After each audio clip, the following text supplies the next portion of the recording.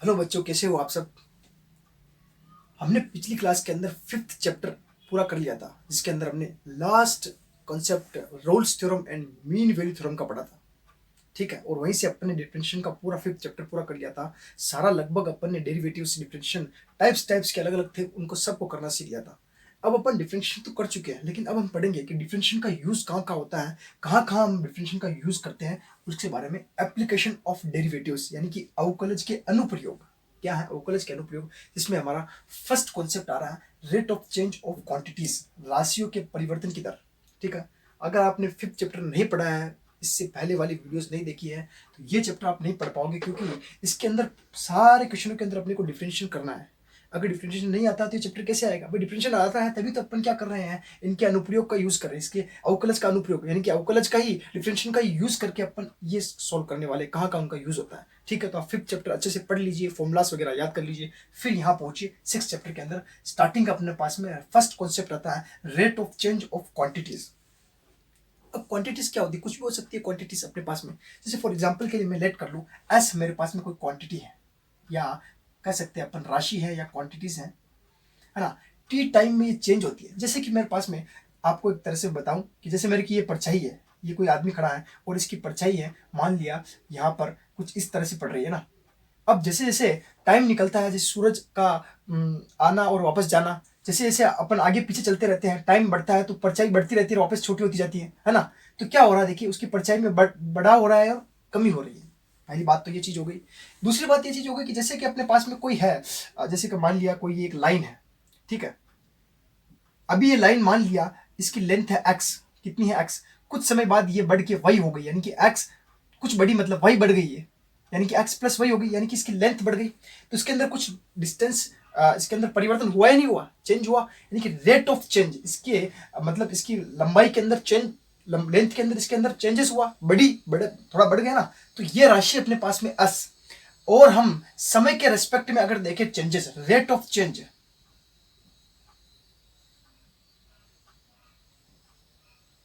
तो कैसे निकालते हैं? D S upon D T. अपने को हर क्वेश्चन के अंदर, किसी भी टाइप्स का क्वेश्चन, उसके अंदर डिफरेंशिएट करना है। रेट ऑफ चेंज का मतलब क्या होता है? उसका डिफरेंशिएट उसके रेस्पेक्ट के अंदर, किसके रेस्पेक्ट में? जिसके रेस्पेक्ट में वो चेंजेस हो रहा है उसी के रेस्पेक्ट में डिफरेंशिएट किया जाता है। ठीक है, अब हमारे पास जो क्वेश्चंस आएंगे उसके अंदर अपन किस किस का चेंजेस कर रहे हैं, हम क्या पढ़ के आए हुए हैं, आज तक हमने क्या पढ़ा है, किस किस के अपन ने सर्किल पढ़ रखा है, हमने गन पढ़ रखा है, घनाभ पढ़ रखा है, बेलन पढ़ रखा है, एंड शंकु पढ़ रखा है, और गोला पढ़ रखा है। इनके बारे में ही क्वेश्चन आएंगे, इनके आसपास ही क्वेश्चन घूमेंगे कि ये चेंज हो रहे हैं, किसी की रेडियस चेंज कर देगा, किसी की लेंथ चेंज कर देगा, किसी का चांस क्या चेंज कर देगा, कुछ ना कुछ चेंज करके अपने क्वेश्चन ट्राई करवाएगा ये। समझ गए? तो सबसे पहले तो आपको ये पता होना चाहिए, ये आपको समझ में आ गया रेट ऑफ चेंज क्या होता है। इन जनरल आपको सबसे पहले कुछ चीजें मैं आपको बताता चलूँ, फिर आप अपन क्या करते हैं, क्वेश्चन स्टार्ट करते हैं, क्योंकि अगर आपको बेसिक नॉलेज नहीं है तो ये आप फर्स्ट एक्सरसाइज का नहीं कर पाओगे। जैसे कि अपने पास में सर्किल होता है, सर्किल से स्टार्ट करते हैं, इसको वृत्त बोलते हैं अपन। ठीक है, इसके अंदर क्या होती है, एक तो देखिए ये सर्किल अपने पास में, इसके अंदर क्या होता है, एक रेडियस। क्लियर? ठीक है, अब यहां आप ध्यान रखोगे, इसको हम हमेशा क्या बोलेंगे, रेडियस, रेडियस ही बोलते हैं, रेडियस ही बोलेंगे, लेकिन एरिया जो होता है इसका ए पाई आर स्क्वायर। क्लियर? अब यहां अपन जैसे अगर क्वेश्चन के अंदर अपने पास गिवन हो कि इसके क्षेत्रफल के सापेक्ष परिवर्तन की दर, या क्षेत्रफल में इसके त्रिज्या के सापेक्ष परिवर्तन की दर, जिसके सापेक्ष ले रहे हैं वो नीचे आएगा इस तरह से। जैसे टाइम के रेस्पेक्ट में यहाँ पर राशि में परिवर्तन की दर डीएस अपॉन डी टी, यहाँ पूछ लिया जाए कि रेडियस के रेस्पेक्ट में इसके एरिया में परिवर्तन की दर क्या हो जाएगी, D A upon D r. क्या होगी? डी ए अपॉन, जिसके सापेक्ष ले रहा है, जिसके रेस्पेक्ट में ले रहा है वो नीचे आएगा डी ए अपॉन डी आर। क्लियर? अब यहाँ एरिया को आप हमेशा, चाहे कोई सा भी हो, बेलन ले लो, गन ले लो, या कुछ भी ले लो, उसके अंदर अगर एरिया की बात आए तो अपन ए से डिनोट करेंगे, और वॉल्यूम यानी कि आयतन की, अच्छा हालांकि सर्किल का आयतन नहीं होता है तो इसके अंदर अपन बात नहीं कर रहे हैं, सिर्फ इसके अंदर अपन सर्क्यूम्फ्रेंस की बात कर लेते हैं, परिधि की जो 2 पाई आर। ध्यान रखना, परिधि को सी से प्रेजेंट कर रहे हैं और परिमाप को पी से प्रेजेंट करेंगे। क्लियर? परिमाप भी आएगा तो समझ में आ गया। तो सी 2 पाई आर, अगर इसकी भी कह दे कि परिधि का त्रिज्या के सापेक्ष परिवर्तन निकालना है तो डीसी अपॉन डी आर।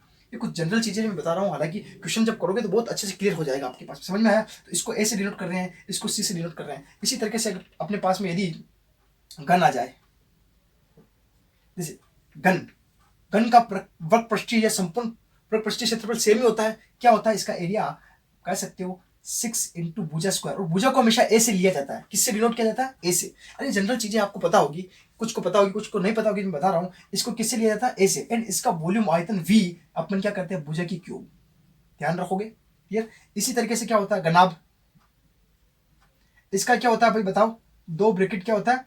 अब इसके अंदर क्या होता है, तीन तीन चीजें होती है, क्या लंबाई अलग, चौड़ाई अलग, ऊंचाई अलग। घन के अंदर तो सेम ही होता है, इसीलिए 6 इंटू भुजा स्क्वायर डायरेक्ट का। लेकिन घनाभ के अंदर लंबाई चौड़ाई अलग होती है। हालांकि घनाभ के क्वेश्चन बहुत कम पूछेगा, क्योंकि अगर आपने एक्स वाई जेड ले लिया, वहां पे तीन तीन वेरिएबल बन जाएंगे, बहुत अलग अलग टाइप का डिफरेंशिएशन बनना स्टार्ट हो जाएगा। इसीलिए हम घनाभ को बहुत अवॉइड करेगा वो क्वेश्चन को, ज्यादा इसको घन को प्रायोरिटी देगा क्वेश्चन के अंदर, एक्सरसाइज के अंदर देख लेना भले। हालांकि मैं दिखा देता हूं, दो इंटू क्या होती है, जैसे कि आप ले लो लंबाई इंटू चौड़ाई प्लस चौड़ाई इंटू ऊंचाई प्लस ऊंचाई गुणा लंबाई, ये इसका वक्र पृष्ठीय क्षेत्रफल होता है। घन और घनाभ के अंदर वक्र पृष्ठीय और संपूर्ण वक्र पृष्ठीय क्षेत्रफल या संपूर्ण पृष्ठीय क्षेत्रफल सेम ही होता है। फिर से नोट कर लेना, घन और घनाभ के अंदर वक्र पृष्ठीय और संपूर्ण वक्र पृष्ठीय क्षेत्रफल सेम ही होता है। आयतन भले अलग अलग होता है, यानी कि इसका वक्र पृष्ठीय क्षेत्रफल भी सेम और संपूर्ण वक्र पृष्ठीय क्षेत्रफल भी सेम। बाकी दूसरे के अंदर देखेंगे अपन, जैसे कि गोला हो गया और जैसे कि अपने पास में बेलन हो गया, शंकु हो गया, उनके अंदर थोड़ा अलग मिलेगा अपने को। एरिया भी दो दो टाइप के होते हैं उसके अंदर, है ना। यहाँ पर इसका वॉल्यूम क्या होगा बताओ, वॉल्यूम हो जाएगा इसका लंबाई गुना चौड़ाई गुना ऊंचाई। ये पुरानी बातें हैं 10th की, थोड़ा रिकॉल करके चलते हैं अपन, फिर बढ़ते हैं आगे ना। घन हो गया, घनाभ हो गया, और क्या रह रहा है अपने पास में, जैसे कि अपने पास में आता था बेलन। अब बेलन के अंदर क्या होता है, सबसे पहले देखिए बेलन की, ये बेलन होता है अपने पास में,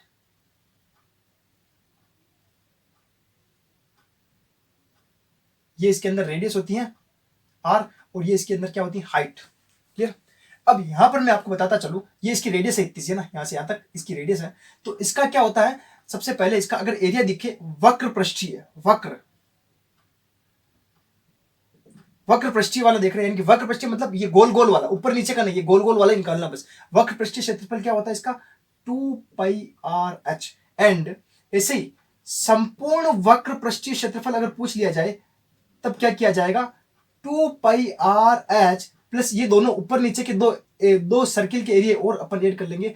कौन कौन है दोनों, ये एक पाई आर स्क्वायर कितना हो जाएगा, 2πr², यानी कि 2πr को अगर कॉमन ले लिया जाए तो अंदर क्या बचेगा, r प्लस h, यहां से एक r यहां से h। ठीक है, ये संपूर्ण वक्र पृष्ठीय क्षेत्रफल का एरिया हो गया। एंड इसका वॉल्यूम जो था, आयतन क्या होता है, πr²h। फॉर्मूला थोड़ा लिख लेना ध्यान से, क्योंकि फॉर्मूले अपने को यूज में लेना पड़ेंगे क्वेश्चन के अंदर, इसीलिए लिखवा रहा हूं, वरना मेरा कोई ऐसा लिखाने का कोई मकसद नहीं है यहाँ पे, ना। ये सारे फॉर्मूले अपने को क्वेश्चंस के अंदर यूज में लेने पड़ेंगे, फिर इनका डिफरेंशिएट करना पड़ेगा, इसीलिए लिखवा रहा हूँ, समझ गए। बेलन हो गया, इसी तरह से शंकु, शंकु जानते हो आप, एक जोकर की टोपी जैसा होता है। हालांकि अपन सारे क्वेश्चन के अंदर डिस्कस कर लेंगे क्या क्या होता है। इसके अंदर एक हाइट तो ये होती है, एक तिरछी हाइट होती है, इसको बोलते हैं अपन तिर्यक ऊंचाई l, एंड रेडियस इसकी होती है r। इसमें भी एक तरह से एरिया होता है वक्र पृष्ठीय एरिया, वक्र पृष्ठीय एरिया क्या होता है भाई, πr_l। एंड संपूर्ण वक्र पृष्ठीय एरिया क्या होता है भाई, πr bracket r plus l। And इसका वॉल्यूम क्या होता है, 1/3 πr²h। एक लास्ट चीज रह जाती है अपने पास में, स्पेयर, जिसको बोलते हैं अपन गोला। ठीक है, क्या है ये, स्पेयर गोला। देखिए गोले का भी कॉन्सेप्ट थोड़ा अच्छा सा है। देखिए गोले के अंदर अगर आप इसका एक तरह से वक्र पृष्ठीय क्षेत्रफल निकालो या संपूर्ण वक्र पृष्ठीय क्षेत्रफल निकालो, सेम ही निकलता है। इसमें भी दो बातें हैं, देखिए दो बातें ध्यान से देखना। ये गोला है, अभी गोले की बात करें, अर्ध गोले की बात नहीं कर रहे हैं। गोले का संपूर्ण पृष्ठीय क्षेत्रफल या वक्र पृष्ठीय क्षेत्रफल सेम ही होता है, क्या होता है, 4πr²। ठीक है, क्लियर। अब पूरे गोले की बात हो गई। और गोले का आयतन क्या होगा भाई, गोले का आयतन होगा v बराबर 4/3 πr³। ये तो हुई पूरे गोले की बात। अब अगर अपने पास में हाफ स्पेयर हो, अर्ध गोले की बात आए, तब क्या बात होती है। देखिए अर्ध गोले का वक्र पृष्ठीय क्षेत्रफल क्या होता है, वक्र पृष्ठीय, मैं नाम लिख रहा हूं वक्र पृष्ठीय, कौन सा, वक्र पृष्ठीय क्षेत्रफल क्या होता है, 2πr², इसका आधा हो जाएगा। लेकिन अगर संपूर्ण वक्र पृष्ठीय क्षेत्रफल चाहिए मुझे, संपूर्ण पृष्ठीय क्षेत्रफल चाहिए, तो क्या हो जाएगा भाई, संपूर्ण पृष्ठीय क्षेत्रफल, अर्ध गोले की बात हो रही है, ध्यान रखना, ये पूरा गोला है, ये अर्ध गोला है, अर्ध गोला। ठीक है, अर्ध गोला है, इसके अंदर देखिए वक्र पृष्ठीय तो ये होगा, एक इसके अंदर ये एरिया भी ऐड करना पड़ेगा अपन को ऊपर का, तो क्या हो जाएगा 3πr²। क्लियर। एंड अर्ध गोले का आयतन क्या हो जाएगा, इसी का आधा, v इक्वल्स टू क्या आ जाएगा, 2/3 πr³। क्लियर है, तो सर्किल क्लियर है। गन क्लियर है, घनाभ क्लियर है, बेलन क्लियर है, शंकु क्लियर है, वर्ग पृष्ठीय क्षेत्रफल अर्धगोले का और गोले का क्लियर है। अरे भी आप कहो तो बोली रेक्टेंगल और वो भी बता दूं क्या? वर्ग, वर्ग का तो सिंपल सी बात है, वो तो पता ही होगा आपको, बहुत जनरल चीजें हैं। वर्ग का क्षेत्रफल क्या होता है? भुजा स्क्वायर। एंड वर्ग का वो होता है परिमाप, जिसको पी से प्रेजेंट करेंगे। हाँ मैंने एक चीज भूल गया था वहां पे लिखना, परिमाप को अपन पी से प्रेजेंट करेंगे। किससे? पी से। ठीक है, तो वर्ग का परिमाप क्या हो जाता है? 4 इंटू भुजा, यानी सेम ही होती है। इसी तरह से आयत का भी ले लेना, क्षेत्रफल होता है एरिया, लंबाई इंटू चौड़ाई, एंड परिमाप क्या हो जाएगा? 2 ब्रैकेट लंबाई प्लस चौड़ाई। क्लियर कर लोगे तो इस टाइप से हो जाता है। क्वेश्चन स्टार्ट करते तो और अच्छे समझ में आ जाएगा आपको। बच्चों 6.1 एक्सरसाइज है अपने पास में। क्वेश्चन नंबर फर्स्ट देखना, वृत्त के क्षेत्रफल के परिवर्तन की दर इसकी त्रिज्या r के सापेक्ष ज्ञात करें। A R equals to 3 centimetre, B R equals to 4 centimetre. देखो सबसे पहले बात क्या होती है कि आप मैथ्स के अंदर जो क्वेश्चन आते हैं उनकी लैंग्वेज को पकड़ो, उसकी लैंग्वेज को समझो। अगर आपको लैंग्वेज समझ में आ गई तो क्वेश्चन हो गया, आधा काम तो अपना हो गया, वहीं पे सिर्फ कैलकुलेशन बाकी रही। ठीक है ना? जो जो क्वेश्चन के अंदर कहा गया वो करते जाओ, ऑटोमेटिक क्वेश्चन होता जाएगा। देखने से ऐसा लग रहा है कि कैसा हो रहा होगा, कैसे करेंगे, क्या आएगा, कुछ नहीं होगा। जो जो क्वेश्चन के अंदर कर रहे हैं लिखा हुआ है वैसे वैसे करते जाओ, ऑटोमेटिक अपन आंसर की ओर बढ़ते जाएंगे। देखना ध्यान से, जो मैंने कॉन्सेप्ट बताया था आपको उसको थोड़ा ध्यान में रखना और क्वेश्चन को करते चलते हैं ना। सॉल्यूशन देखना इसका कैसे करता हूं मैं। सबसे पहली बात देखो, मैं कुछ नहीं करूंगा, जो लिखा हुआ है वो यहाँ पे लिखता जाऊंगा, ऑटोमेटिक होता जाएगा। हमको सिर्फ थोड़ी 10th की नॉलेज है जो भी मैंने पीछे आपके साथ शेयर की थी। ठीक है, वृत्त के क्षेत्रफल, वृत्त का क्षेत्रफल, वृत्त का क्या होता है भाई बताओ? क्षेत्रफल मैंने बताया था, जब जब क्षेत्रफल की बात आएगी तो ए लेऊंगा, वॉल्यूम की बात आएगी, आयतन की बात आई तो वी लेऊंगा। बताया था पहले, तो ए ले रहा हूं। ए इक्वल्स टू वृत्त का क्षेत्रफल क्या होता है? पाई आर स्क्वायर। बस यहां तक बात हुआ। अब ये कह रहा है कि क्षेत्रफल के परिवर्तन की दर। देखिए जिसके पीछे ऐसा लिखा हुआ हो कि क्षेत्रफल के या किसी और राशि के परिवर्तन की दर, यानी कि डीएस अपॉन और नीचे कौन आता है? जिसके सापेक्ष में लेते हैं। बताया था मैंने डीएस अपॉन डीटी बताया था। इसी तरीके से क्षेत्रफल के परिवर्तन यानी कि डीए अपॉन यानी इसका अपने को डिफरेंशिएट करना है। किसके सापेक्ष? इसकी त्रिज्या के सापेक्ष। जिस तरह से अपन एक्स के रेस्पेक्ट में डिफरेंशिएट कर लेते हैं डी बाई डी एक्स, तो त्रिज्या के सापेक्ष अगर डिफरेंशिएट किया जाए तो क्या आएगा? D by D R. ठीक है, लिखा हुआ है परिवर्तन की दर इसकी त्रिज्या के सापेक्ष। ठीक है, तो लिख लेते हैं अपन क्षेत्रफल के परिवर्तन की दर त्रिज्या r के सापेक्ष अवकलन करने पर, है ना? तो क्या करेंगे अपन? त्रिज्या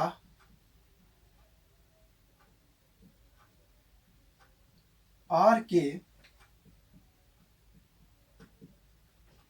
सापेक्ष अवकलन करने पर, जैसे अवकलन करेंगे क्या कंडीशन आएगी बताओ भाई? D A upon D R. और अवकलन की कंडीशन आप जानते हैं, जब तक मुझे dx अपॉन dx वाली कंडीशन नहीं मिल जाती तब तक करता रहता हूं।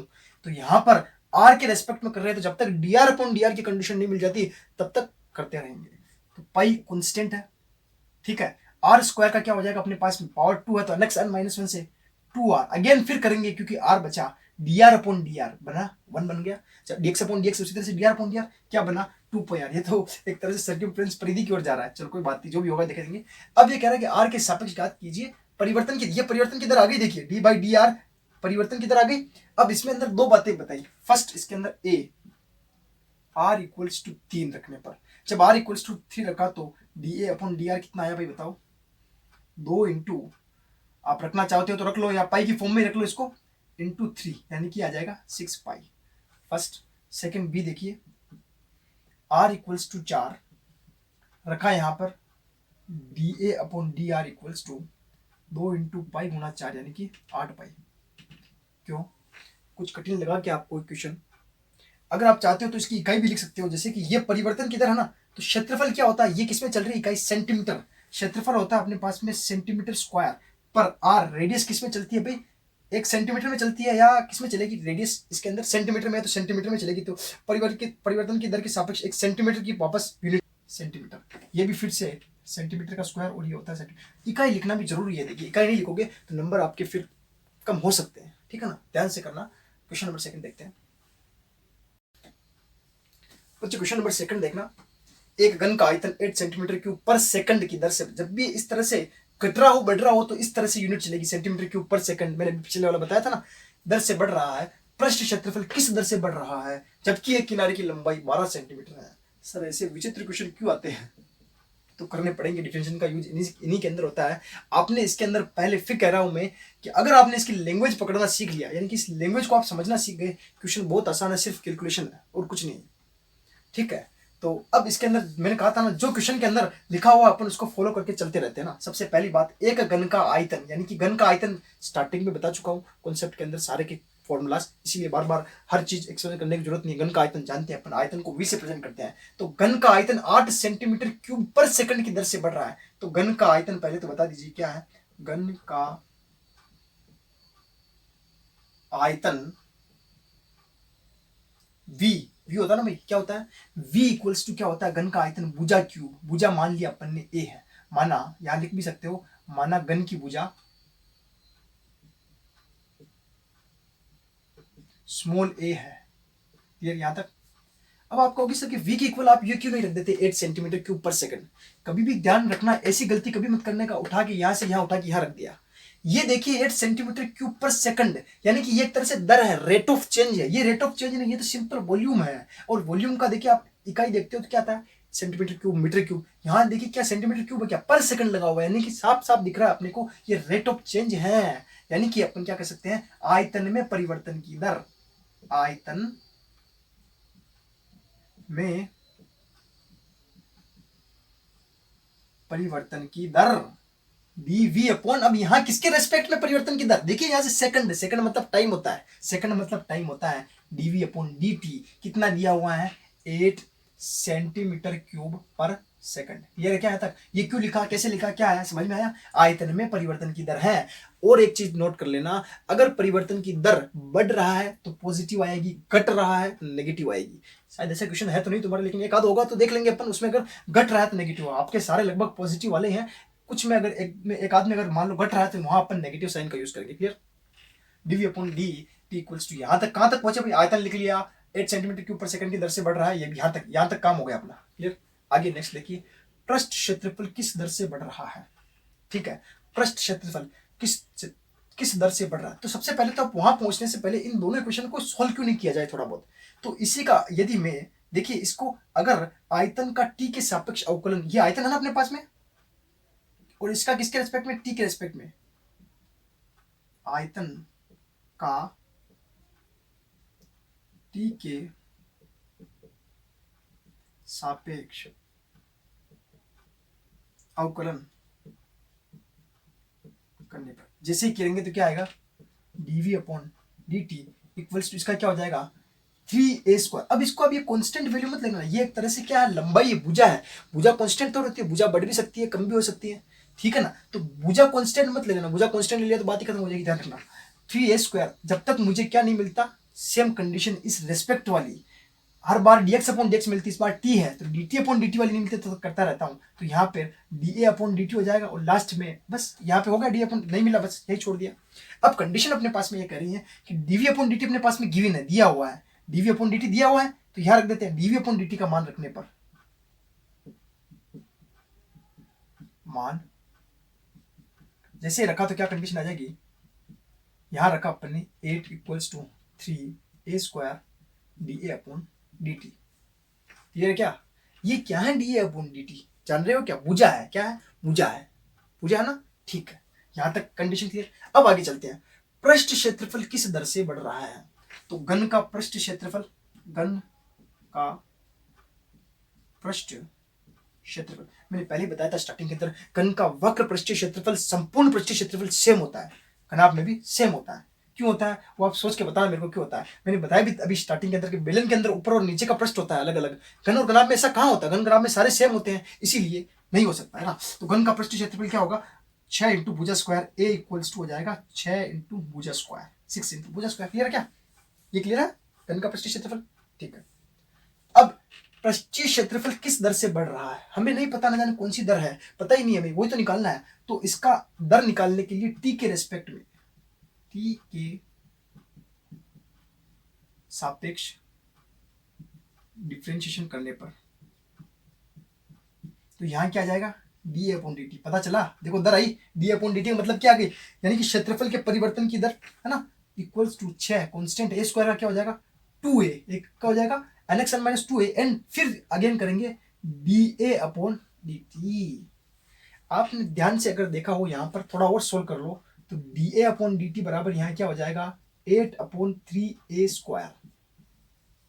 यहाँ से निकाला अपन ने डीवी अपॉन डी का मान रखकर 8, ये 3/² को यहाँ नीचे भेज दिया, ये मल्टीपल में है तो डी अपॉन डी आ गया। यहाँ मैं क्या कर देता हूँ डी ए अपॉन डी का मान रखने पर क्या करते हैं डी ए अपॉन डी का मान रखने पर आगे से आगे कनेक्टिविटी बनती जा रही। देखो यहाँ से यहाँ बनी, यहाँ से यहाँ बनी, यहाँ से यहाँ रख रहे हैं तो क्या कंडीशन आ जाएगी D A upon D t, D capital A upon D t, ये क्या क्षेत्रफल है और वो क्या है भुजा है स्मॉल ए, 6 दूना 12 एस, 6 दूना 12 है। D A upon D t क्या है मल्टीप्लाई के अंदर 8/3a², एक स्क्वायर से एक ए पूरा ही कैंसिल कर लिया, कंडीशन आई 3 से काट दिया, 3 चौके 12, 8 चौके 32 बटेवा ए, क्लियर है क्या D A upon D T.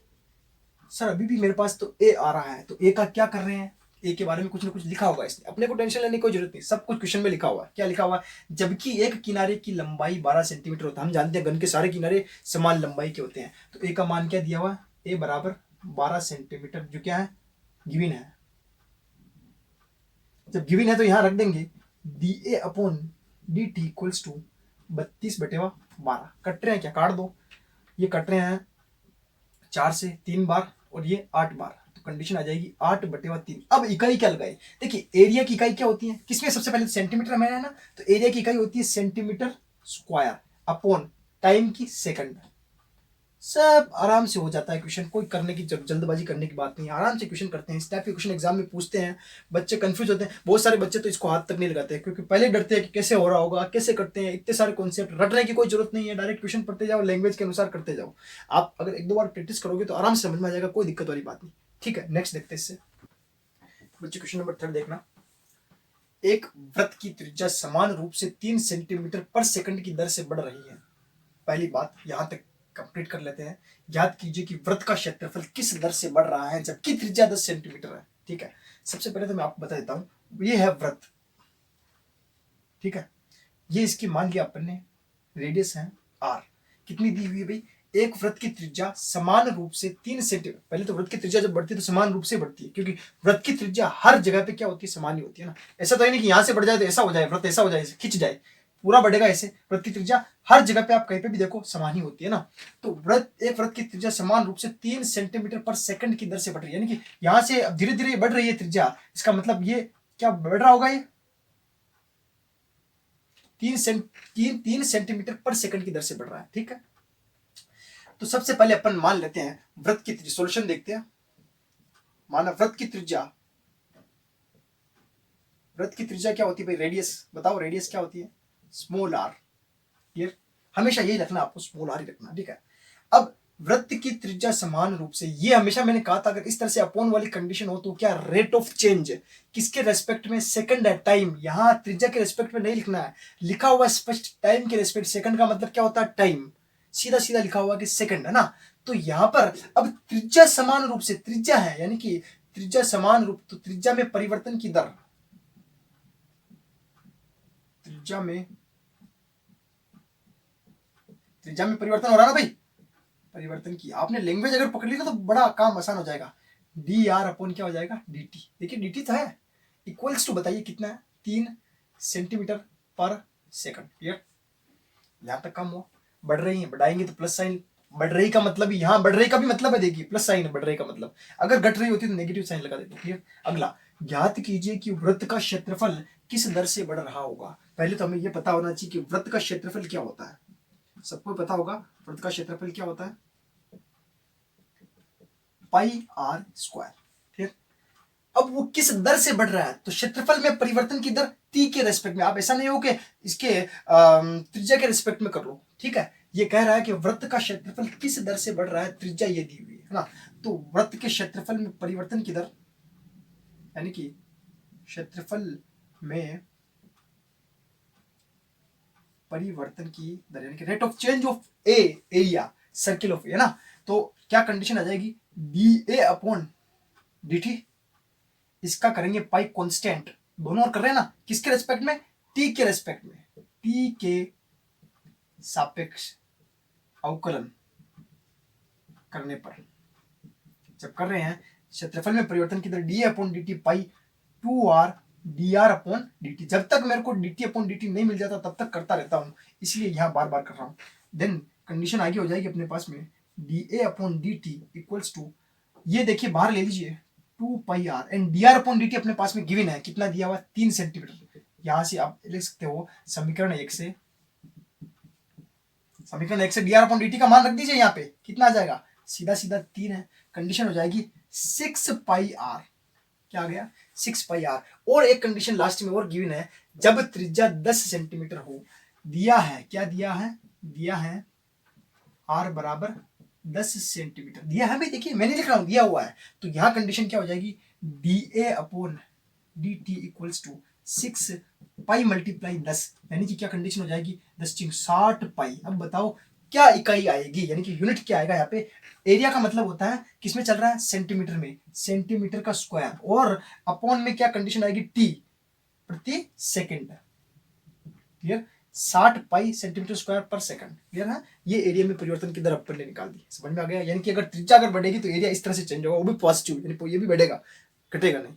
तो समझ में आ रहे होंगे आप कैसे कर रहे हैं क्वेश्चन। अगर समझ में आ रहा हो तो चैनल को सब्सक्राइब कर देना जरूर, और कमेंट करके बताते जाना कि आपको समझ में आ रहा है, अच्छे से नहीं आ रहा है, या किस स्टेप में प्रॉब्लम हो रही है। नेक्स्ट देखते हैं क्वेश्चन का। क्वेश्चन नंबर 4 देखना 6.1 का है। एक परिवर्तनशील घन का किनारा 3 सेंटीमीटर पर सेकंड की दर से बढ़ रहा है, घन का आयतन किस दर से बढ़ रहा है जबकि किनारा 10 सेंटीमीटर लंबा है।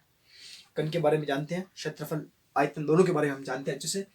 घन का परिवर्तनशील किनारा 3 सेंटीमीटर। सबसे पहले तो एक घन का किनारा क्या होता है ये आपको पता होना चाहिए। घन की भुजा मैंने बताई थी ना, क्या होती है, स्मॉल ए, है ना। तो माना घन का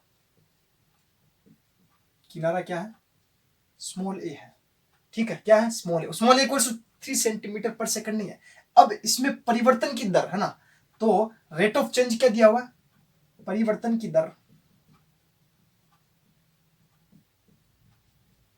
इसमें ना किनारे में ना, इसमें लिख देता हूं मैं, इसमें परिवर्तन की दर dA अपॉन dt क्यों लिख रहा हूं, क्योंकि यहां पर सेकंड है। ये बात हमेशा ध्यान रखना, हर बार कह रहा हूं मैं, dA upon dt equals to कितना दिया हुआ है, 3 सेंटीमीटर पर सेकंड की दर से बढ़ रहा है, पॉजिटिव साइन ले लिया। क्लियर यहां तक।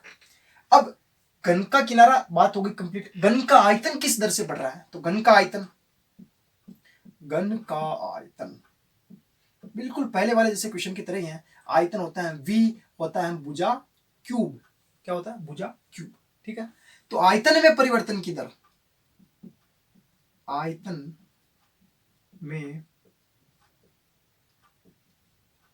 परिवर्तन की, इसको इक्वेशन फर्स्ट दे दो, दर t के सापेक्ष अवकलन। हालांकि आप सिर्फ इतना ही लिखो आयतन परिवर्तन की दर, उससे भी आपको एक तरह से पता होना चाहिए कि ये टी के सापेक्ष ही चल रहा है क्वेश्चन, है ना। तो यहां हो जाएगा dv अपॉन dt, है ना, इक्वल्स टू क्यूब के फॉर्म में है 3a स्क्वायर, फिर करेंगे dA अपॉन dt। डिफरेंशिएशन में तो कोई दिक्कत नहीं आ रही भाई, अब तो आपको इतना सारा कर लिया, फिर भी डिफरेंशिएशन में किसी बच्चे को दिक्कत आ रही है भाई, ये नहीं आ रहा समझ में, पिछली वाली वीडियो को जाके देखो बेटा, अच्छे से समझ में आ जाएगा आपको ना। पीछे अपन डिफरेंशिएशन का पूरा चैप्टर करवा के आए, 5th वाला ना, 3a square dA upon dt by equation first. समीकरण 1 से यहां देख लीजिए क्या कंडीशन हो जाएगी, dv upon dt equals to 3a square dA upon dt की वैल्यू कितनी अपने पास में, 3, कितना हो जाएगा 3 3 9 a स्क्वायर। क्लियर। अब यहां पर अपने पास में गिवन है जबकि किनारा 10 सेंटीमीटर लंबा है, यानी कि दिया हुआ है, यानी कि गिवन कंडीशन क्या है, small a equals to 10 centimetre. तो आयतन में परिवर्तन की दर dv upon dt equals to क्या है अपने पास में 9, और a कितना दिया हुआ 10 का स्क्वायर, 10 हो गया स्क्वायर हो गया, तो यहाँ कितना जाएगा 9 और 100 मल्टीप्लाई होकर कितने हो जाएंगे 900। वॉल्यूम है इसीलिए, और सेंटीमीटर में है कंडीशन, सेंटीमीटर की क्यूब पर सेकंड। इकाई लिखना मत भूलना, याद रखना इकाई लिखना जरूरी है, वरना नंबर नहीं मिलेगा, कुछ नंबर काट लेगा वो, ध्यान रखना ना। इकाई हर क्वेश्चन के अंदर इनमें इकाई इंपॉर्टेंट है ना, ध्यान रखना। तो ये इस तरह से इसका कंसेप्ट हुआ, क्वेश्चन हुआ पूरा। नेक्स्ट देखते हैं इसका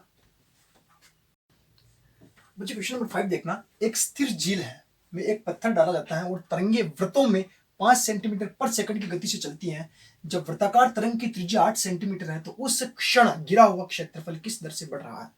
आपने नदी या तालाब तो देखे होंगे और पत्थर भी फेंके होंगे। जब अपन तालाब के अंदर या किसी भी जगह पे पानी के अंदर ऐसे पत्थर डालते हैं तो एक तरह से गोला बनता है, बनता है कि नहीं बनता है? गोला बनता है, धीरे धीरे वो बढ़ता जाता है, यानी कि इस टाइप से बनता है। फिर थोड़ी देर बाद में वो इतना हो जाता है, फिर धीरे धीरे धीरे धीरे धीरे बढ़ता बढ़ता एक स्टेज पे जाके वो लुप्त हो जाता है ना। तो इस तरह से बढ़ते रहते हैं कि आप एक स्थिर झील अगर बिल्कुल स्थिर है तो शांत पानी है, जैसे डालेंगे तो साफ दिखेगा अपने को सर्किल, तो वो क्या बनता है? वो सर्किल बनता है। अब देखिए, आप ध्यान से देखिए, जब ये गोला जब बढ़ता है तो उसके अंदर क्या क्या बढ़ रहा होता है? क्या बढ़ता है? अरे रेडियस बढ़ती है, तभी तो उसका एरिया बढ़ता है, सर्कमफ्रेंस बढ़ता है। तो सबसे पहले क्या बढ़ा? उसका रेडियस। क्या बढ़ा? रेडियस। तो और तरंगे वृत्तों में 5 सेंटीमीटर पर सेकंड की गति से चलती है, यानी कि ये जो बढ़ने की जो इसकी स्पीड है कौन सी है? 5 सेकंड पर सेकंड। ठीक है, सॉल्यूशन देखना। ठीक है, क्या लिखेंगे? वृत्त में, वृत्त क्या लिख सकते हो आप? तरंगे वृत्तों में 5 सेंटीमीटर पर सेकंड की गति से चलती है, तो वृत्त की त्रिज्या में परिवर्तन की दर, वृत्त की त्रिज्या में परिवर्तन की दर कितनी दी हुई है भाई? 5 सेंटीमीटर पर सेकंड। ये गिवन अपने पास में। अब अपन मान लेते हैं, माना त्रिज्या कितनी है? वही अपना कॉन्सेप्ट स्मॉल आर है, then d are upon D t second है, इसीलिए डी टी कितना गिवन है भाई बता दो? परिवर्तन की दर कितनी है? 5 सेंटीमीटर पर सेकंड। क्लियर? यहाँ तक क्लियर? कहाँ तक हो गया? यहाँ तक। ये तो फालतू की लाइन थी, डाला पत्थर डाल दिया, बड़ा हुआ और तरंगे बढ़ी, यहाँ तक चले गए। जब वृत्ताकार तरंग की त्रिज्या 8 सेंटीमीटर हो, गिवन है अपने पास में, यानी कि बढ़ते बढ़ते मान लिया किसी स्टेज पे यहाँ तक आ गए और यहाँ तक आके इसकी त्रिज्या कितनी बढ़ जाए? 8। मान लिया यहाँ तक इतना बड़ा सर्किल अभी, और अभी इस समय जो त्रिज्या कितनी अपने पास में? 8 सेंटीमीटर। कितनी? 8 सेंटीमीटर। तो मान लिया ए यानी कि आर, जब आर यानी कि त्रिज्या आर बराबर 8 सेंटीमीटर हो, ठीक है, तब उस क्षण गिरा हुआ क्षेत्रफल, तब गिरा हुआ क्षेत्रफल यानी कि उस समय, अरे भाई कहीं पे भी जाओ क्षेत्रफल तो सेम ही रहेगा, पाई आर स्क्वायर। हाँ, नंबर चेंज हो गया लेकिन एरिया का जो फॉर्मूला है वो तो सेम ही रहेगा ना। ए तब क्षेत्रफल, तब क्षेत्रफल क्या होगा भाई? A equals to pi R square. Clear? और परिवर्तन की दर, क्षेत्रफल में परिवर्तन की दर। अब एक बात और बता दूं मैं आपको, यहाँ सिर्फ क्षेत्रफल नहीं पूछा, इसने कहा कि क्षेत्रफल में परिवर्तन की दर। आप पहले अगर 8 सेंटीमीटर यहाँ रख दोगे तो क्वेश्चन तो ये खत्म हो गया अपना। यहाँ पर आपने एरिया निकाल लिया, परिवर्तन की दर थोड़ी निकली क्या? परिवर्तन की दर तब निकलेगी जब आप इसका पहले डिफ्रेंशिएट करोगे इसके रिस्पेक्ट में, टी के रिस्पेक्ट में, और फिर बाद में आप क्या रखोगे? 8। क्लियर? हर बार क्वेश्चन में लास्ट में इसीलिए गिवन होता है कि आप लास्ट में रखो। इस बार बीच में देखा है कि अगर आप डायरेक्ट रख देते तो क्वेश्चन गलत हो जाता है। क्लियर? समझ गए? तो क्षेत्रफल में परिवर्तन की दर क्या हो जाएगी? D A upon D T equals to pi constant 2r d are upon D t. और डी टी की वैल्यू बाई इक्वेशन फर्स्ट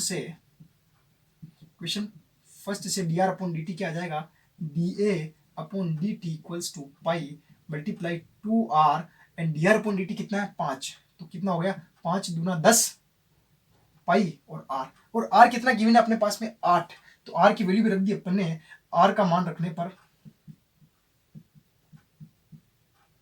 जो कि गिवन है अपने पास में, जो रखेंगे तो डी अपॉन डी टी कितना आ जाता है अपने पास में? देखिए आर का मान कितना अपने पास में? 8 है ना। तो 10 और मल्टीप्लाई 8, 10 मल्टीप्लाई 8 पाई, तो कितना हो जाएगा? 10 8 80 पाई, जो कि क्या है? सेंटीमीटर स्क्वायर पर सेकंड। इसकी क्या आ जाएगी? यूनिट। समझ में आ गया कैसे हो रहा है क्वेश्चन? इसी टाइप से क्वेश्चन पूछे जाते हैं, इसके आसपास ही क्वेश्चन रहते हैं अपना। ऐसा ज़्यादा बड़ा नहीं होने वाला है, छोटा भी नहीं होने वाला है, इसी की लेंथ में क्वेश्चन चलने वाले हैं। देखते हैं नेक्स्ट क्वेश्चन नंबर 6 देखना बच्चों, बहुत ही प्यारा क्वेश्चन है। थोड़ा सा कॉन्सेप्ट इस बार एरिया और वॉल्यूम से हटके हैं, परिधि पे आया है इस बार। एक वृत्त की त्रिज्या 0.7 सेंटीमीटर पर सेकंड की दर से बढ़ रही है। इसकी परिधि की वृद्धि की दर क्या है जब r बराबर 4.9 सेंटीमीटर है? देखना सॉल्यूशन क्या होता है। सबसे पहले माना वृत्त की त्रिज्या क्या है? स्मॉल r है। त्रिज्या में परिवर्तन की दर कितनी दी हुई? 0.7 था ना। त्रिज्या में परिवर्तन की दर डी आर अपॉन सेकंड, इसीलिए d T equals to 0.7 centimetre पर सेकंड। यहां तक का काम हो गया। बढ़ रही मतलब पॉजिटिव साइन है। इसकी परिधि की वृद्धि की दर क्या होगी? परिधि को मैंने बताया था आपको क्या होता है, सर्किल की परिधि होती है सर्कमफ्रेंस सी से प्रेजेंट करते हैं, एंड रेक्टेंगल और जो स्क्वायर होता है उसका परिमाप होता है उसको पी से प्रेजेंट करते हैं, ध्यान रखोगे, ठीक है। तो इसके अपने पास में सर्किल है, वृत्त की परिधि यानी कि सर्कमफ्रेंस सी से प्रेजेंट करते हैं, क्या होता है 2πr, फॉर्मूला होता है इसका 2πr। अब परिधि में परिवर्तन की दर, परिधि में परिवर्तन की दर D C upon D T equals to 2π constant है, D are upon D T, इसको समीकरण 1 दे दो बाई इक्वेशन फर्स्ट,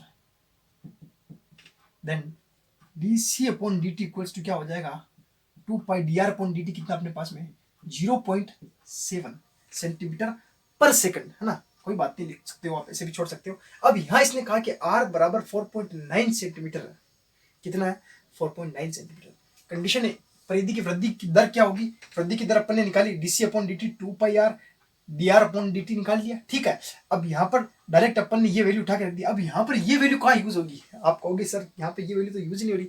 अगर यहाँ पर इसकी परिधि में कह कहता है कि एरिया में परिवर्तन की दर यानी कि क्षेत्रफल में परिवर्तन की दर, तो जरूर जरूर जरूर भी जरूर आर का मान अपन यूज कर सकते थे, क्योंकि वहां पर पाई आर स्क्वायर होता था 2r d are upon D T होता, तो आर की जगह पे अपन रख देते। अब यहाँ रख नहीं सकते तो हमारी क्या गलती है, इसमें नहीं रख सकते, बस बात खत्म। अब इसमें कंफ्यूज होंगे बच्चे बहुत सारे, सर इसका यूज क्यों नहीं हुआ, इसका तो यूज ही नहीं किया आपने, क्वेश्चन के अंदर गिवन है, नहीं हुआ तो नहीं हुआ, हम क्या कर सकते हैं, d c upon D t direct हो जाएगा अपने पास में, d c upon D T equals to, point उड़ा सकते हो अगर चाहो तो, ये स्कोर अच्छे से पॉइंट उड़ा दिया अपन ने, यहाँ पे आगे 10 थोड़ा और सोल्व कर लिया, 2 मल्टीप्लाइज 22/7, इसका पाई का मान होता है 22/7 मल्टीप्लाइज 7।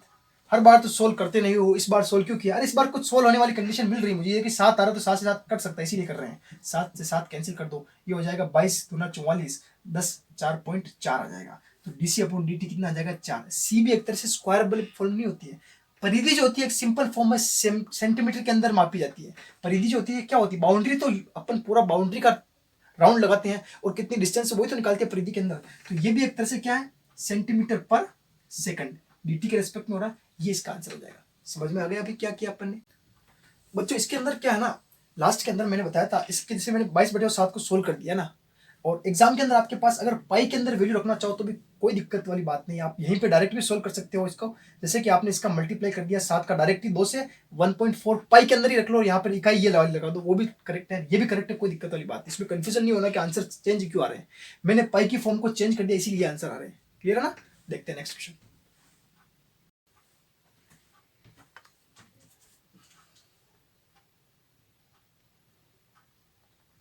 क्वेश्चन नंबर 7 देखना बच्चों, दो क्वेश्चन एक साथ दिए हुए हैं, एंड इस बार अपने पास में रेक्टेंगल आया है यानी कि आयत, जो कि पहले नहीं आई है, पहली बार ही आया है। इसलिए अपन किसका कर रहे थे, सर्किल के ऊपर ही सर्किल के ऊपर घूम रहे थे, इस बार अपन आयत के ऊपर आ गए, गन और सर्किल गन और सर्किल। अब देखना क्वेश्चन ध्यान, एक आयत की लंबाई x इक्वल्स टू 5 सेंटीमीटर पर मिनट, पर मिनट, मिनट हो सेकंड हो या हावर हो, टाइम t के रिस्पेक्ट में हो रहा है, क्लियर, पर मिनट की दर से घट रही है, यहां एक शब्द आया है घट रही, इतनी देर से इसका इंतजार करें, घट रही है, अब आया, हर बार क्या था बढ़ रही है, बढ़ रही, इस बार क्या है घट रही है, और चौड़ाई y बराबर 4 सेंटीमीटर पर मिनट की दर से बढ़ रही है।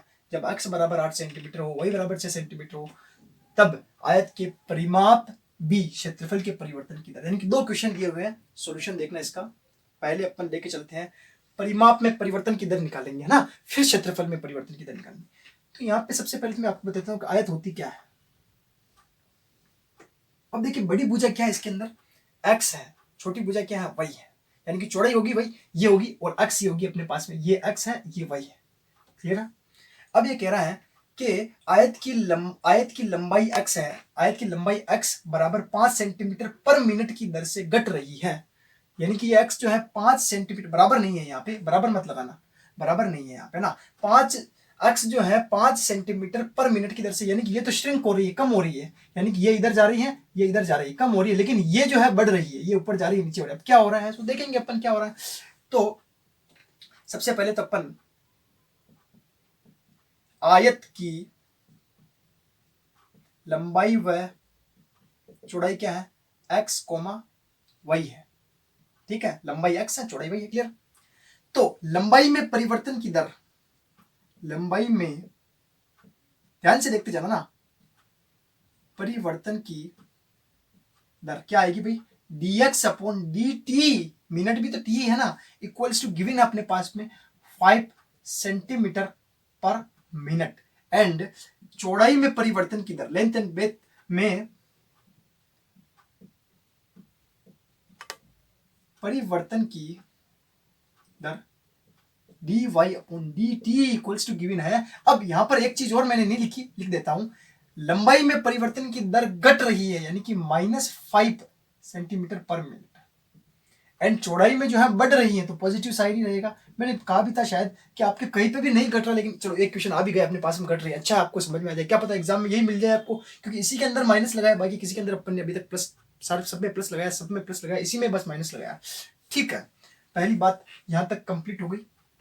जब x 8 हो y 6 हो, यानी कहां तक बढ़ते बढ़ते जब x की वैल्यू 8 तक चली जाए, y की वैल्यू 6 तक चली जाए, तब आयत का क्या करना, परिमाप। तो आयत के परिमाप, आयत का ए वाला चल रहा है क्वेश्चन, मान लिया आयत का परिमाप, यानी कि मान लेते हैं p है, क्या होता है 2 गुना लंबाई प्लस चौड़ाई, मीन्स 2 गुना x प्लस वाई। अरे परिमाप वगैरह तो जानते हो ना क्या होते हैं, इसकी टोटल बाउंड्री की लेंथ जो होती है उसको कहते हैं परिमाप, यानी कि 2 ये हो गई 2 ये हो गई, इसीलिए 2 बाहर निकाल लिया x प्लस वाई। क्लियर, ठीक है। जिस तरह से सर्किल में परिधि होती है, इनमें परिमाप होता है, समझ गए। अब यहां अपने इसमें परिवर्तन की दर, परिमाप में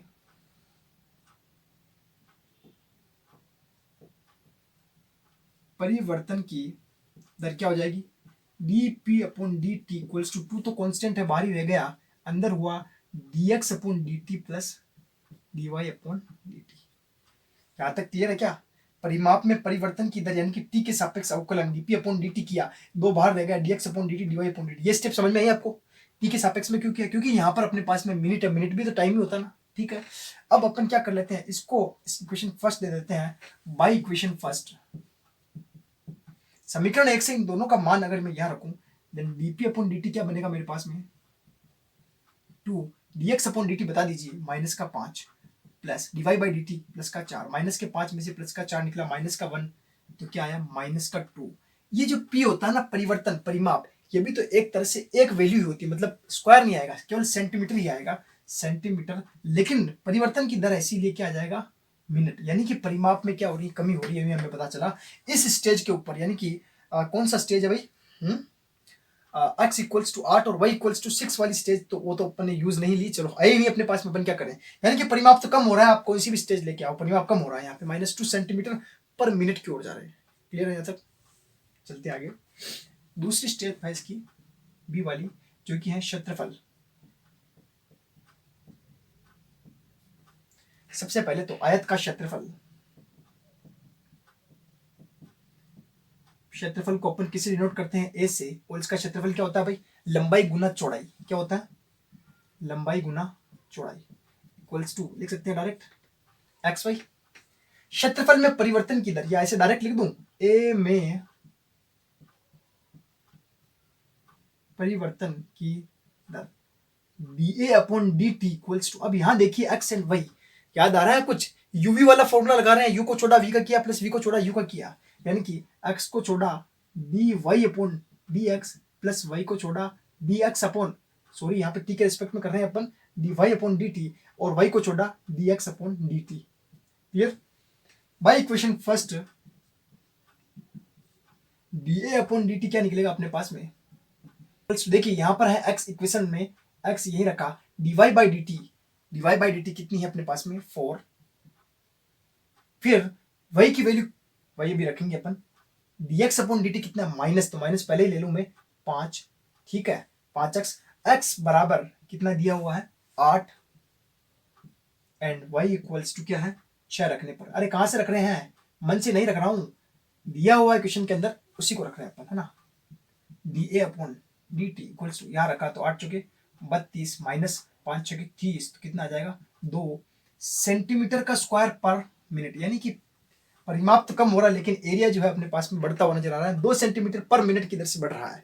क्लियर, इस तरह से क्वेश्चन होगा ये, और यहाँ पर अपन एक्स वाई रख भी पाए थे, इसमें यूज हो गया। इसके अंदर ऐसा नहीं हुआ, एक पहले भी क्वेश्चन आया था वहां पर अपन रेडियस नहीं रख पाए थे, तो बहुत से क्वेश्चन के अंदर क्या ऐसा छूट जाते हैं, तो नहीं रख पाते, जिसमें रख पाते हैं वहां रख दे, जहां जगह होगी वहीं तो रखेंगे, है ही नहीं तो कहाँ रखेंगे। समझ में आ गया। नेक्स्ट देखते हैं इससे। बच्चे क्वेश्चन नंबर 8 देखना। एक गुब्बारा जो सदैव गोलाकार यानी कि स्पेरिकल फॉर्म में होता है, इस बार सर्किल नहीं है, स्पेरिकल फॉर्म में है अपने पास में, सदैव गोलाकार रहता है यानी कि गोला ही बना रहेगा इन स्पेयर, एक पंप द्वारा 900 सेंटीमीटर क्यूब गैस प्रति सेकंड भरकर फुलाया जाता है। अब देखो, जब अपन हवा भरी, जब भी किसी के अंदर हवा भरी या पानी भरी या मिट्टी भरी या मैदान के अंदर अपन ने कुछ ला के रखा, तो एक जगह घेरता है। जो भी अपने पास में जो भी आइटम अगर जगह घेर रहा है तो वो आयतन की बात कर रहा है। इस बात की हमेशा ध्यान रखना आप जिंदगी में, आगे भी अगर पढ़ के भी पढ़ो तो जो भी आइटम, जैसे अभी एक तरह से आइटम है पंप, हवा भी एक तरह से कोई चीज है ना। हवा अगर अपन कहीं डाले गुब्बारे के अंदर तो वो जगह घेर रही है भाई, हवा अंदर गई, जगह घेरा उसका, तभी तो फूला। उसका कुछ ना कुछ तो जगह है, दिखाई नहीं देती, जगह तो है ना उसकी, तो उसने जगह घेरी तो उसका एक तरह से आयतन घेर लिया उसने। पानी भरा अपन ने, जगह घेर ली, क्या हुआ, आयतन घेर लिया अपन ने। जैसे अपन ने मिट्टी खाली की, कुआ, जैसे कुआ खोदा, मिट्टी खाली की, तो इतना सारा अपन ने आयतन निकाल लिया उसका, क्या समझ गए। फिर पानी भरा तो इतना आयतन हो गया, समझ गए। तो आयतन की बात कर रहे हैं अपन, है ना। तो गुब्बारा यहाँ सीधा सीधा नहीं लिखा हुआ कि ये आयतन है, और सीधी सी बात है, अगर क्यूबिक फॉर्म है तो वो आयतन में परिवर्तन की दर होगी, स्क्वायर है तो क्षेत्रफल में परिवर्तन की दर होगी। एक इससे भी आप पता कर सकते हो ना। तो सॉल्यूशन देखो इसका, गोलाकार रहता है ना, तो अपन क्या करेंगे, गोले का आयतन क्या होता है,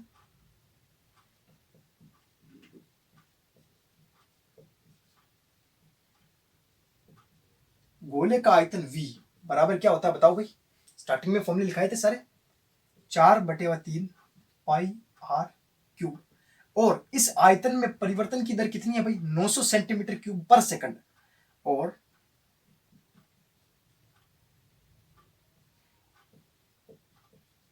आयतन में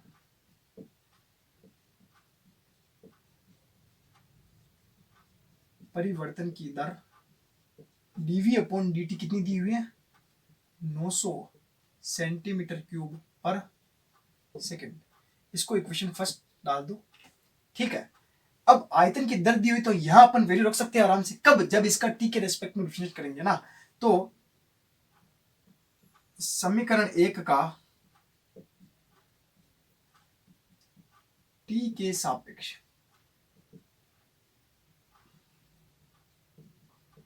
अवकलन करने पर किया, तब क्या हो जाएगा, dV/dt equals to 4/3 pi constant, फिर आर क्यूब का क्या हो जाएगा, 3r²। एंड अगेन आर का होगा, कब तक होगा, जब तक dt/dt वाली कंडीशन नहीं मिल जाती, dr/dt बस यहां जाके रुक गया, इस 3 से ये 3 कैंसिल, कंडीशन बाद अपने पास में इक्वल वैल्यू बची 4πr² dr/dt।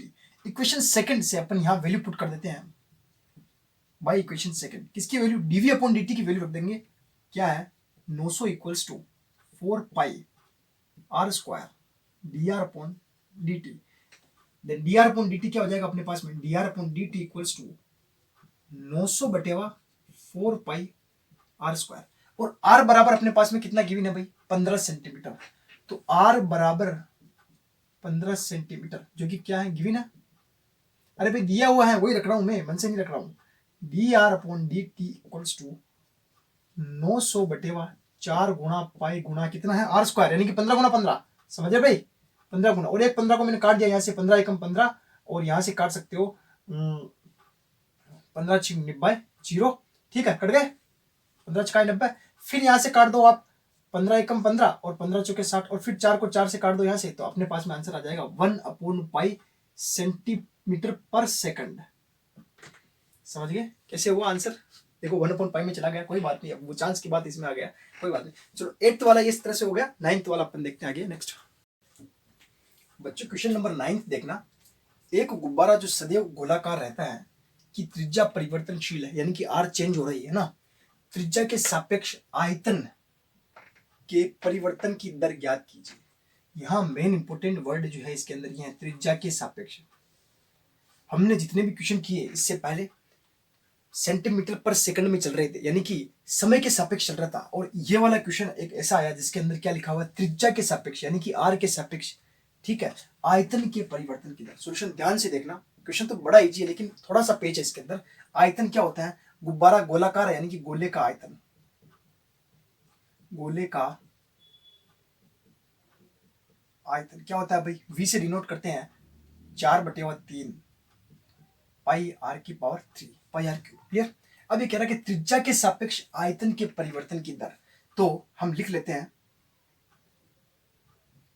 त्रिज्या के सापेक्ष आयतन के परिवर्तन की दर क्या होगी भाई, dv अपॉन dt, बस यही गलती कर दोगे, dv अपॉन dr त्रिज्या के सापेक्ष यानी कि r के सापेक्ष, मीन्स यहां ऐसा भी लिख सकते हो, और r के रिस्पेक्ट में क्या करना है, डिफरेंशिएशन करने पर जब करेंगे अपन तो क्या आएगा, dv अपॉन dr, क्योंकि त्रिज्या के सापेक्ष क्वेश्चन में लिखा हुआ है इसीलिए ऐसा कर रहे हैं, 4/3 पाई आर क्यूब का क्या हो जाएगा 3r स्क्वायर, आर क्यूब क्या हो जाएगा 3r, फिर करेंगे लास्ट में r का dr अपॉन dr क्या हो जाएगा 1, एनएक्स एन माइनस 1 वाला फॉर्मूला यूज कर लिया, dv अपॉन dr 4/3 पाई 3 गिवन है r, जबकि r क्या है 10 सेंटीमीटर, r कितना दिया हुआ है 10 सेंटीमीटर क्या है गिवन है, तो 4/3 पाई r 3r स्क्वायर था 10 गुना 10, ठीक है, इस 3 से 3 कैंसिल आउट हो गया, dv upon dr equals to 10 और 10 का गुणा क्या हो गया 100 यानी कि 400, आयतन है, आयतन अपने पास में सारा सेंटीमीटर में आ रहा है, इसका मतलब सेंटीमीटर क्यूब, पर r किस में आ रहा है, r भी सेंटीमीटर में आ रहा है तो सेंटीमीटर में चला जाएगा, ये सेंटीमीटर क्यूब पर सेंटीमीटर। क्लियर, समझ में आ गया क्वेश्चन कैसे हुआ, ठीक है, ये टाइम में नहीं था, रेडियस के रिस्पेक्ट में कर रहा था। नेक्स्ट देखते हैं क्वेश्चन नंबर 10 देखना बच्चों, एक 5 मीटर लंबी सीढ़ी दीवार के सहारे झुकी हुई है, सीढ़ी का नीचे का सिरा जमीन के अनुदिश दीवार से 2 सेंटीमीटर पर सेकंड की दर से खींचा जाता है, दीवार पर इसकी ऊंचाई किस दर से घट रही है, जबकि सीढ़ी के नीचे का सिरा दीवार से 4 मीटर दूर है। अगर पेपर लेवल का बनता है तो इस तरह के क्वेश्चन पूछे जाते हैं। देखिए सबसे पहली बात तो सीढ़ी की लंबाई इसने दे दी 5, तो एक तरह से अपन डायग्राम बना के देखते हैं, देखिए क्या क्या हो रहा है इसके अंदर।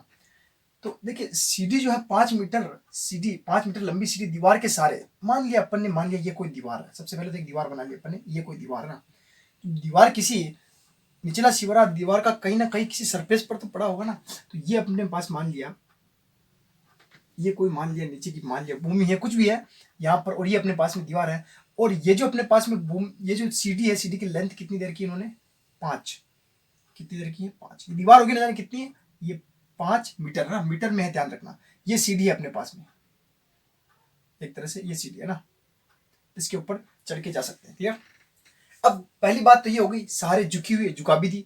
अब जब आप जानते हो, पहली बात से अपने को यहाँ कुछ आइडिया हो रहा है, देखिए एक तरह से ट्रायंगल शेप बन रहा है ना, अगर दीवार के सहारे इस तरह से झुकी हुई है तो दीवार तो आप जानते हो हमेशा इस तरह से स्ट्रेट पोजीशन में होती है, यानी कि अगर भूमि और दीवार का अगर देखा जाए तो हमेशा 90 डिग्री होता है, हमेशा, कभी भी ले लो हमेशा 90 डिग्री होगा, चाहे कहीं पे भी लो, दीवार ऐसी तोड़ेगी ऐसी, इसको तो अपन दीवार कह नहीं सकते, गिर जाएगी, दीवार तो सीधी होती है, तो हम भूमि के साथ तो 90 डिग्री का एंगल ही बनाएंगे, ये तो फिक्स हो गया।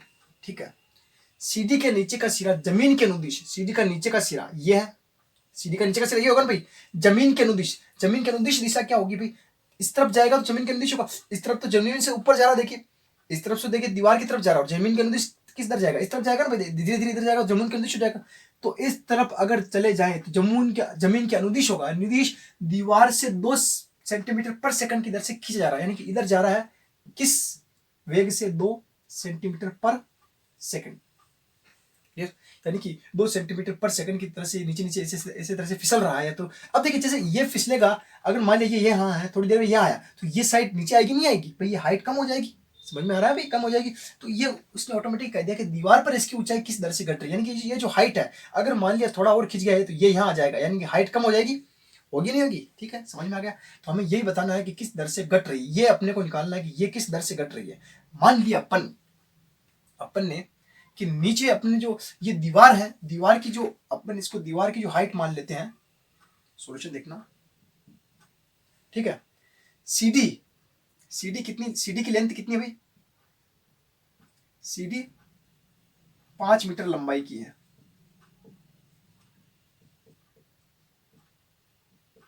ठीक है, दीवार की लंबाई अपन मान लेते हैं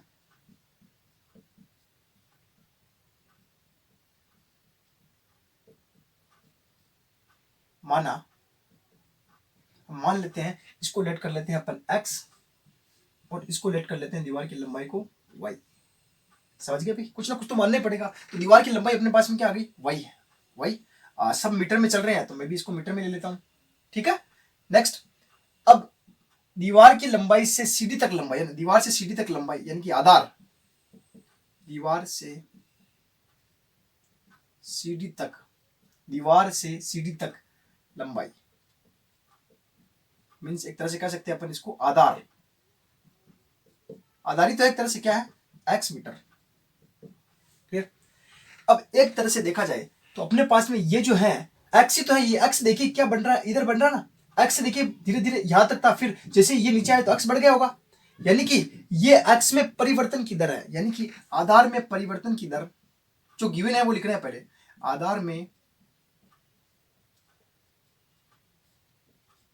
परिवर्तन की दर dx upon dt equals to कितनी है भाई बताओ, 2 सेंटीमीटर पर सेकंड में। अब यहां बात देखने वाली ये बात है, ये 2 सेंटीमीटर पर सेकंड के अंदर दिया हुआ है, बाकी कंडीशन अपने पास में dx अपॉन dt के अंदर है। ठीक है, तो अब चलते हैं आगे अपन। ठीक है, अब हमारे पास जब ये कंडीशन बन जाती है ना, तो अब ये ट्राइंगल जो है, त्रिभुज समकोण है। जब समकोण त्रिभुज होता है तो कंडीशन क्या होती है, लंब का स्क्वायर प्लस आधार का स्क्वायर इक्वल्स टू क्या होता है, कर्ण का स्क्वायर। क्लियर, कंडीशन क्लियर भैया था। और कुछ दिया है क्या भाई, और अभी कुछ नहीं दिया है, देंगे तब देख लेंगे ना। जैसे जैसे चल रहे हैं अपन आगे आगे क्वेश्चन के, तो लंब का स्क्वायर अपने पास में क्या है, y का स्क्वायर और ये x का स्क्वायर, तो आगे पीछे लिख लो, कोई दिक्कत वाली बात नहीं। x स्क्वायर प्लस ये आधार का स्क्वायर प्लस लंब का स्क्वायर इक्वल्स टू कर्ण का स्क्वायर कितना दिया हुआ, 5 का स्क्वायर, जिसको आप लिख सकते हो यहाँ पे x square plus y square equals to 25। अब हमें परिवर्तन की दर हमारे पास गिवन है ये वाली, तो ये वाली वैल्यू यहाँ कब रखेंगे, जब इसका t के रेस्पेक्ट में डिफरेंशिएशन करेंगे। ठीक है, t के सापेक्ष। और दूसरी बात अपने को क्या निकालना है, इसकी ऊंचाई किस दर से घट रही है, यानी कि ऊंचाई में परिवर्तन की दर निकालनी है, इसीलिए अपने को क्या करना पड़ेगा, t के सापेक्ष अवकलन। जब किया तो क्या आ गया, 2x dx upon dt plus 2y dy upon dt equals to क्या आएगा, 0। इन दोनों से भी आप दो दो कॉमन लेके उधर भेज दो, कंडीशन आ जाएगी अपने पास में x dx upon dt plus y dy upon dt equals to 0। अब दो बातें यहाँ पर क्या क्या रखना, निकालना क्या है, सबसे पहले अपने को निकालना दीवार पर इसकी ऊंचाई किस दर से घट रही है, दीवार पर इसकी ऊंचाई किस दर से घट रही है, यानी कि dy अपॉन dt तो अपने को निकालना है, पहली बात ये हो गई। दूसरी बात अपने पास में क्या क्या गिवन है, और इसने ये कह दिया जबकि सीढ़ी के नीचे का सिरा दीवार से 4 मीटर दूर हो, यानी कि x ये क्या कह रहा है कि सीढ़ी का नीचे का सिरा दीवार से कितने मीटर दूर हो, 4 मीटर, यानी कि 4 मीटर की लेंथ पर ही अपने को dy बाई dt निकालना है ना। तो अपन यहां लिख सकते हैं x इक्वल्स टू 4 मीटर पर क्या लिख सकते हैं अपन, हाइट यानी कि ऊंचाई में परिवर्तन की दर, ऊंचाई y में, ठीक है, परिवर्तन की क्या होगी भाई, d y upon D t, ये अपने को क्या निकालनी है, याद करनी है। अब x इक्वल्स टू 4 आ गया, एंड अपने पास में सीडी तो फिक्स रहेगी, चाहे ये ऊपर आए चाहे ये इधर जाए कुछ भी जाए, लेकिन सीडी के ऐसा थोड़ा सीडी बड़ी हो जाएगी या छोटी हो जाएगी, सीडी तो जो है जो रहेगी। यानी कि अपने पास में देखिए, अगर मैं यहाँ पे इस पाइथागोरस प्रमेय को देखूं तो कर्ण का स्क्वायर अपने पास में क्या कंडीशन थी, x का स्क्वायर प्लस y का स्क्वायर इक्वल्स टू 25, यानी कि कर्ण का स्क्वायर इक्वल्स टू आधार का स्क्वायर प्लस लंब का स्क्वायर। अब अपने पास में x का स्क्वायर आ गया कितना, 4, यानी कि 4 का स्क्वायर प्लस y का स्क्वायर इक्वल्स टू 25। अब 4 का स्क्वायर होते हैं 16, और 16 को मैं इधर भेज दूं, 25 माइनस 16 कितने आते हैं, 5, यानी कि y बराबर क्या हो जाएगा, यहाँ पे अपने पास में 9, 25 माइनस 16 निकल गए तो अपने पास में आएंगे 9, y square equals to plus minus y equals to 9, and y equals to क्या हो जाएगा अपने पास में, प्लस माइनस 3। वही समझ रहे हो, ठीक है, y इक्वल्स टू अपने पास में क्या है, प्लस माइनस 3। लेकिन अपन नेगेटिव वैल्यू तो ले नहीं सकते, क्यों नहीं ले सकते, देखिए हाइट जो होती है कभी भी नेगेटिव में थोड़ा आएगी, पॉजिटिव में आएगी भाई, किसी डिस्टेंस है 2 मीटर 3 मीटर 4 मीटर तो पॉजिटिव में आएगी, तो ऐसा कुछ नहीं है, तो 3 ही लेंगे अपन, y इक्वल्स टू क्या ले लेंगे 3। अब देखिए x है अपने पास में, y भी आ गया, dx अपॉन dt यहाँ से ले लेंगे, सारा कुछ है अपने पास में, तो वैल्यू रखने में कौन सी दिक्कत आ रही है, x इक्वल्स टू क्या अपने पास में x equals to 4 multiply d x upon D t, यहाँ से यहाँ रख दिया, मल्टीप्लाई 2 प्लस वाई कितना निकाला 3, multiply d y by d t क्या है निकालना है, d y by d t equal to 0। क्या आता है देखिए, 4 दूना 8 उधर भेज दिया माइनस का 8, then d y by d T equals to minus का 8 और 3 मल्टीप्लाई में तो नीचे जाके डिवाइड में हो जाएगा। वही किसके अंदर है अपने पास में, वही अपने पास में अभी अपन ने निकाला था। जैसे एक्स किस में निकला अपने पास में मीटर में, तो वही भी किस में हो जाएगा मीटर में होगा, क्योंकि सारी वैल्यू मीटर में चल रही थी, तो मीटर पर सेकंड। समझ में आ गया क्वेश्चन कैसे किया, यानी कि ये ऊंचाई के अंदर परिवर्तन की दर जो कि कमी में हो रही है, और देखो माइनस साइन यही बताता है कि इसके अंदर क्या हो रही है, कमी हो रही है। ये माइनस साइन इसी का प्रूफ है कि यहाँ पर कमी हो रही है। समझ में आ गया आपको क्वेश्चन को कैसे किया। देखिए बहुत अच्छा क्वेश्चन है, इस तरह के क्वेश्चन पूछे जा सकते हैं। अपने को सिर्फ एक पाइथागोरस प्रमेय लगाई, अपन ने डायरेक्ट काम हो गया अपना, ठीक है। इस तरह से अपन निकाल सकते हैं। यहाँ आधार वाले क्वेश्चन भी पूछ सकते हैं या हाइट वाले क्वेश्चन भी पूछ सकते हैं, दोनों में से कोई से नेक्स्ट देखते हैं। यहाँ पे क्वेश्चन नंबर 11 देखना, एक कण वक्र 6y equals to x cube plus 2 के अनुगत गति कर रहा है। वक्र पर उन बिंदुओं को ज्ञात कीजिए जबकि x निर्देशांक की तुलना में y निर्देशांक 8 गुना तीव्रता से बदल रहा है। ठीक है, देखना इसका सॉल्यूशन कैसे करते हैं अपन। सॉल्यूशन में सबसे पहले कर्व क्या दिया हुआ अपने पास में 6y equals to x cube plus 2। अब देखिए x एंड y दोनों ही क्या हो रहे हैं, तीव्रता से बदल रहे हैं, यानी कि परिवर्तन की दर x और y दोनों ही बदल रहे हैं ना। और फिर इनमें रिलेशन क्या दिया हुआ, x निर्देशांक की तुलना में y निर्देशांक 8 गुना तीव्रता से बदल रहा है। सबसे पहले तो मैं x एंड y में परिवर्तन की दर, तो x में परिवर्तन की दर, x में परिवर्तन की दर क्या होगी भाई, dx अपॉन क्या होगा dt। जब भी इन जनरल आपको कोई कंडीशन गिवन ना हो, ना तो r के सापेक्ष कह रहा है ना किसी और के सापेक्ष कह रहा है, तो आप डायरेक्ट क्या t के सापेक्ष लेके चलोगे। ये इन जनरल कंडीशन टी के सापेक्ष लेके चलना है अपने को, है ना। अब इसमें कहा नहीं किसके सापेक्ष आपको करना है, बदल रहा है इसका मतलब समय के सापेक्ष बदल रहा होगा ना भाई। कर्व वहां पॉइंट वहां से वहां उठ के यहाँ आया, तो समय के साथ ही बदल रहा होगा, तो परिवर्तन की दर dx upon dt। Similarly y में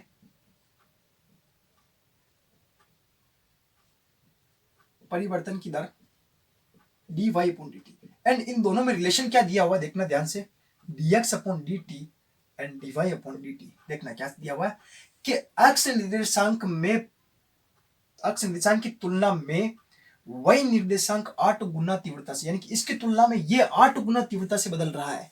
अगर आपने अच्छे तरीके से वो एज वाले क्वेश्चन अगर अच्छे से तरीके से किए हो, अगर आपने पहले पढ़ा हो, तो ये रिलेशन बनाना बहुत आसान हो जाता है। देखिए क्या कह रहा है ये, x निर्देशांक की तुलना में y निर्देशांक 8 गुना तीव्रता से बदल रहा है, लेकिन हम क्या चाहते हैं, हम चाहते हैं दोनों को बराबर करना। जब भी ऐसी रिलेशन की बात है तो हम क्या चाहते हैं, दोनों को बराबर करना। अब ये 8 गुना तीव्रता से बदल रहा है, हम चाहते हैं दोनों को बराबर। जब बराबर कब होंगे, जब इसको 8 से गुना कराया जाए।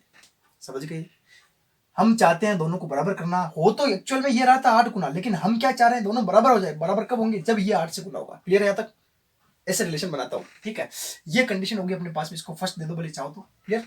अब देखिए सेकंड, अब और तो कुछ दिया हुआ नहीं है, अब अपने पास में ये दिए हुए हैं परिवर्तन की दर और देनी अपने पास में। ये जो कर्व है, तो वक्र का टी के सापेक्ष अवकलन कर देते हैं अपन, है ना। वक्र का टी के सापेक्ष अवकलन करने पर जब किया तो यहां से किया 6y का किया तो dy अपॉन, वक्र क्या ये था वक्र, अरे ये वक्र तो है भाई, कर्व है, इसको कहते हैं वक्र। 6 dy by dt equals to 3x square dx upon dt, and constant value का हमेशा क्या हो जाता है 0। यहां से 3 काट सकते हो 1 टाइम, यहां से 2 टाइम। क्लियर, कंडीशन अपने पास में आई 2 dy upon dt equals to x square dx upon dt। ये इक्वेशन सेकंड। क्या करो, इन दोनों को सोल्व करो, या तो इसमें से इसकी वैल्यू निकाल के यहाँ रखो, या ये है ना भाई, हाँ, या तो इसमें से इसकी वैल्यू निकाल के यहाँ रखो, या इसकी वैल्यू यहाँ, कैसे भी चाहो से कर सकते हो। तो मैं क्या कर लेता हूँ, इक्वेशन सेकंड में इक्वेशन फर्स्ट का डिवाइड कर देता हूँ। ठीक है, क्या आता कुछ तो आएगा। देखिए जब डिवाइड कर रहा हूँ मैं, 2 dy upon dt equals to x square dx upon dt, ये तो इक्वेशन सेकंड है। इनमें मैं डिवाइड कर रहा हूँ, इधर अलग होगा इधर अलग, तो y का y में डिवाइड किया, दोनों इक्वल है तो आगे पीछे लिख सकते हैं। तो y का y में डिवाइड किया अपन ने इधर dy अपॉन dt, और x का x में डिवाइड किया तो 8 dx अपॉन dt। क्लियर है क्या, क्लियर है, ठीक है। समझ रहे हो क्या कर रहे हैं अपन, यहाँ तक चीज समझ में आ गई। 8 गुना तीव्रता से बदल रहा है तो अपन ने चेंज कर दिया। अब यहाँ देखना, इस dy बाई dt से ये कैंसिल, इस dx अपॉन dt से ये कैंसिल। कंडीशन क्या आती है अपने पास में, 2 equals to x square upon 8, यानी कि x square equals to 16 and x equals to square root लिया इन दोनों तरफ तो प्लस माइनस क्या आ जाएगा 4, 4 चुके 16, क्लियर। तो एक्स की वैल्यू अपने पास में क्या आई 4। इस कर्व के अंदर रख दो एक्स का मान कर्व में रखने पर,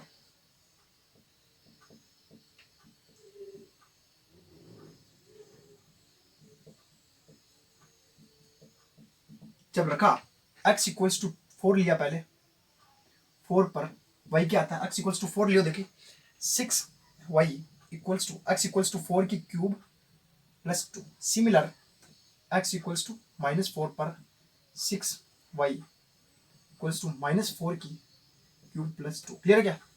नेक्स्ट देखना 6y 4 चौक 16 चौक 64, 65 66, तो y इक्वल्स टू क्या आ जाएगा 11, ठीक है। सिमिलर 6y इक्वल्स टू 4 चौक 16 चौक 64 माइनस का 64 प्लस 2, क्या कंडीशन आ जाएगी 6y 64 में से 2 निकल गए तो माइनस का 62, क्या कटेंगे क्या, बिल्कुल जो कटते हैं वो काटेंगे अपन, तो 2 से काट दो पहले, 2 तिया 6, 2 तिया 6, 2 एकम 2 माइनस का, तो y इक्वल्स टू आ जाएगा -31/3, यानी x इक्वल्स टू 4 पर कंडीशन आई अपने पास में 11, 1.3 आ गया, एंड x इक्वल्स टू -4 पर कंडीशन आई अपने पास में -31/3, क्लियर है क्या। 2 पॉइंट आ गए अपने पास में, ए एंड बी 2 पॉइंट मिल गए भाई। अपने को क्या निकालना था यहाँ पे, देखिए वक्र पर उन बिंदुओं को ज्ञात कीजिए, तो वो 2 बिंदु ये आ गए अपने पास में एक तरह से, ये अपने पास आंसर हो जाएगा। इसी तरीके से क्वेश्चन होगा, समझ में आ गया कैसे किया। नेक्स्ट देखते हैं क्वेश्चन नंबर 12 देखना। हवा के बुलबुले की त्रिज्या 1/2 सेंटीमीटर पर सेकंड की दर से बढ़ रही है, बुलबुले का आयतन किस दर से बढ़ रहा है जबकि त्रिज्या 1 सेंटीमीटर है अपने पास में, ठीक है। बहुत आसान क्वेश्चन है, पहले भी आ चुका है। बुलबुला माने क्या होता है गोला, क्या होता है गोला, क्योंकि बुलबुला हमेशा गोलाकार रहने का प्रयास करता है, ठीक है। तो बुलबुले की त्रिज्या है ना, तो अपन बुलबुला समझो या गोला बात एक ही है, मान ले, माना बुलबुले कह दो या गोला कह दो ना, त्रिज्या क्या है स्मॉल आर, एंड त्रिज्या में परिवर्तन की दर कितनी दी हुई है, त्रिज्या में परिवर्तन की दर dr/dt इक्वल्स टू कितनी दी हुई है 1/2 सेंटीमीटर पर सेकंड, क्लियर। ये अपने को दी हुई है, बढ़ रही है तो पॉजिटिव साइन ले लिया। बुलबुले का आयतन किस दर से बढ़ रहा है, यानी कि गोले का आयतन,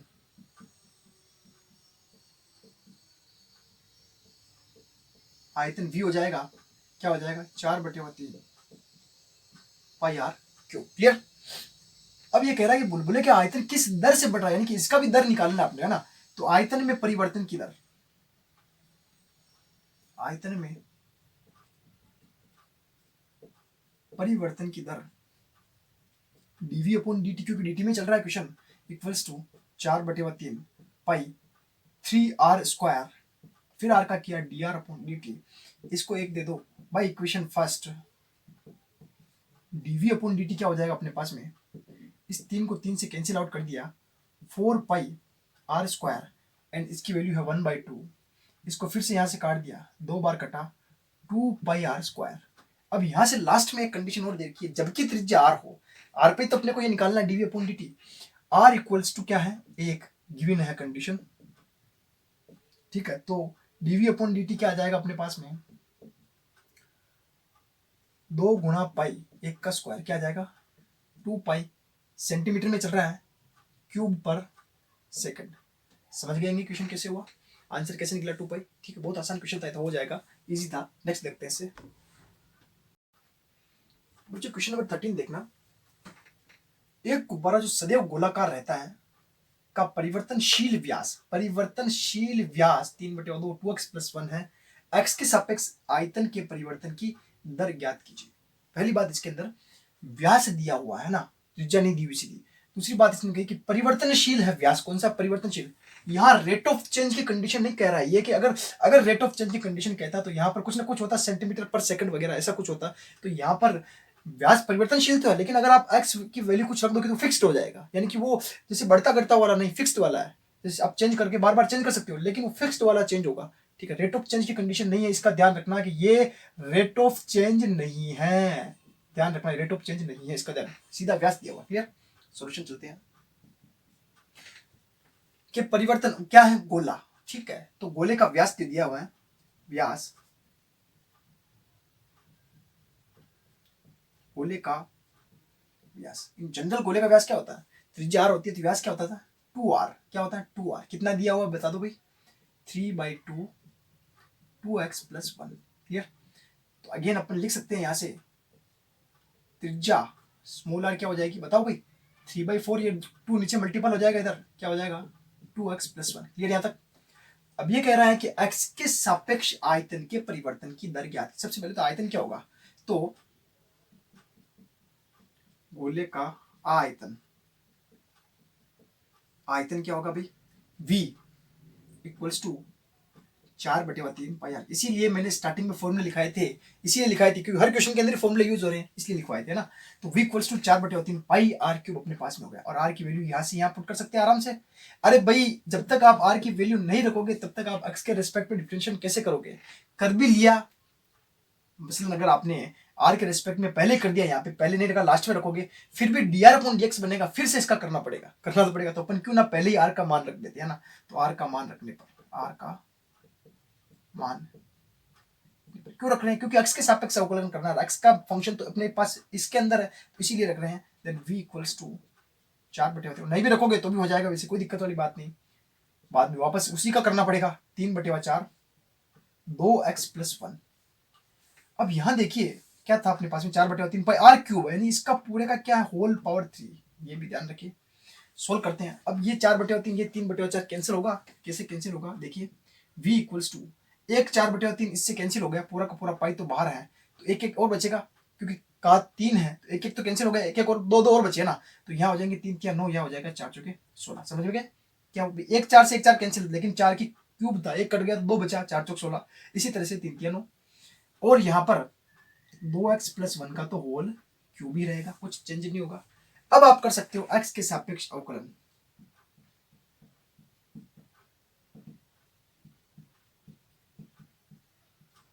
जब x के सापेक्ष अवकलन किया, dv/dx क्या बना?